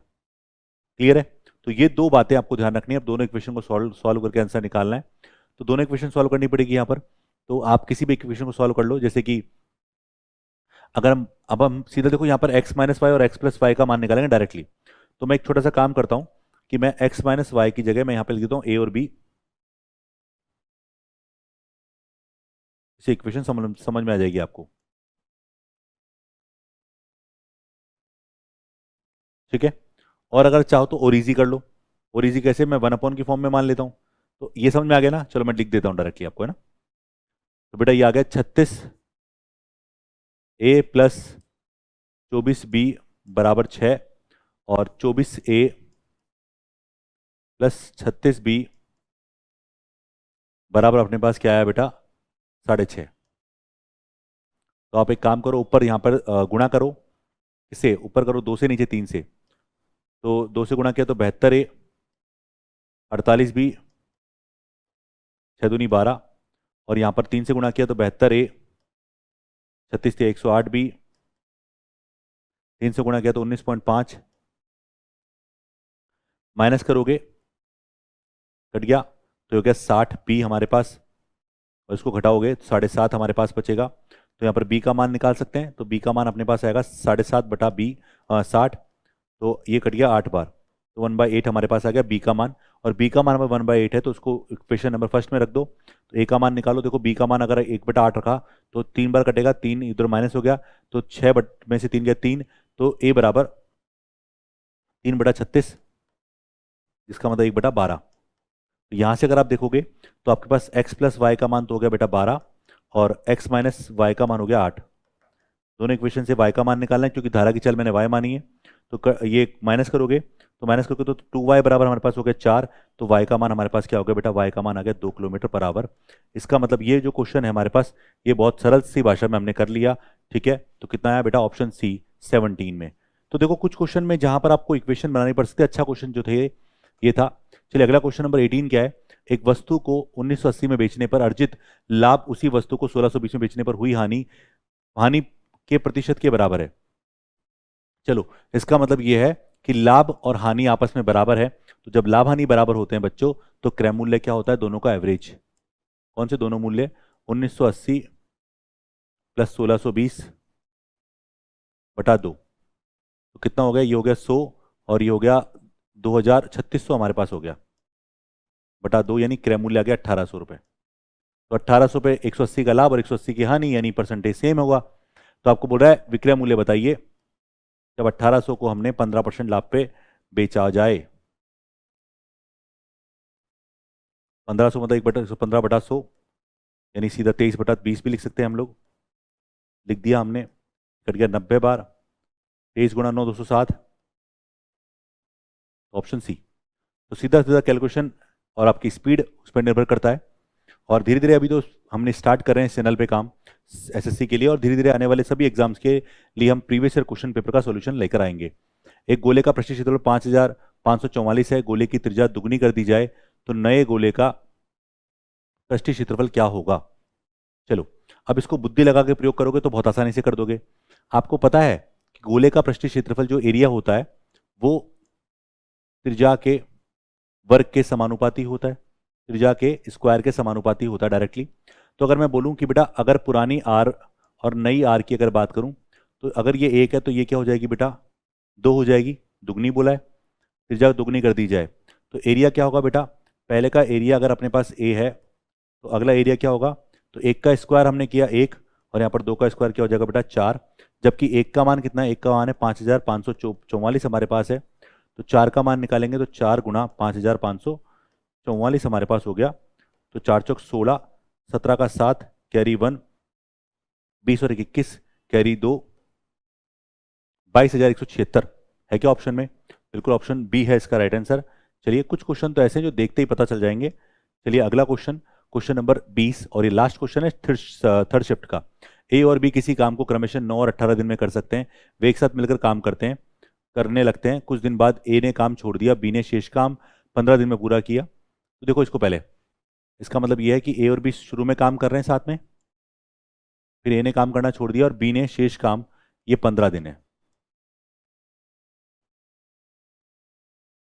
तो पूछ रहा है ए ने कितने दिन बाद काम छोड़ा, ये पूछ रहा है आपसे। बहुत सिंपल है, तो देखो सबसे पहले ए प्लस बी जो है, ए प्लस बी ने अलग अलग काम दे रखा है, ए 9 दिन, बी 18, लघुत्तम 18, 2 और 1। अब क्या बोला दोनों, देखो बी 15 दिन में कितना काम करेगा, बी का 15 दिन का काम 15 गुणा 1 15। इसका मतलब बी ने अगर क्या बोला, बी ने काम किया यहाँ पर कितना बेटा 15 काम किया, तो जो शेष काम था, शेष काम किसने किया होगा, ये उल्टा चल रहे हैं हम, शेष काम कितना बचा 3 काम, और ये 3 काम किसने किया होगा बेटा ए और बी ने मिलकर किया होगा। ए और बी की स्पीड कितनी है 3, तो 3 काम को 3 की स्पीड से ए और बी ने एक दिन में किया होगा। इसका मतलब है कि ए और बी ने एक दिन में 7 काम किया है। तो क्वेश्चन 20 का आंसर क्या हुआ बेटा, सी इसका राइट आंसर हो गया। तो इस तरह से हम लोगों ने 1 सितंबर 2023 की थर्ड शिफ्ट के जो क्वेश्चन है वो भी कवर कर लिए। अब मैं जो नेक्स्ट डे पेपर हुआ उसकी तीनों शिफ्ट के पेपर के सॉल्यूशन एक साथ आपको डालूंगा, तो ये वीडियो भी आपको हमारे चैनल पे मिलेगा। तो एक एक करके आपको सब हर दिन का जो 3 शिफ्ट है उन सबका मर्ज आपको वीडियो मिलता जाएगा। आपको पसंद आता जा रहा है तो आगे की वीडियोस देखते जाइए, क्योंकि यहाँ पर देखो मैं आपको कह रहा हूँ आप स्पीड बढ़ा के देखिए आराम से, कोई इशू नहीं है। मैं ये नहीं कहता कि आप पूरा देखिए, अच्छे से देखिए, आप अच्छे से देखने के लिए स्पीड बढ़ा के भी देखते हैं। अगर आपको सिर्फ सॉल्यूशन देखने हैं, देखो इंपॉर्टेंट चीज़ है कि बेहतरीन सॉल्यूशन कैसे हो सकते हैं वो आपको बताए गए हैं यहाँ पर, ठीक है। तो मैं आपसे उम्मीद करूंगा कि अगर आपको हमारा ये जो फर्स्ट जो 1 सितंबर को जो एग्जाम हुआ उसकी तीनों शिफ्ट का सॉल्यूशन अगर आपको समझ आया, अच्छा लगा, तो दोस्तों आप जरूर अपने दोस्तों से शेयर करेंगे, और मुझे उम्मीद है कि आप कमेंट करके जरूर बताएंगे मुझे कि आपको ये वीडियोस मतलब ये सॉल्यूशन कैसे लगे।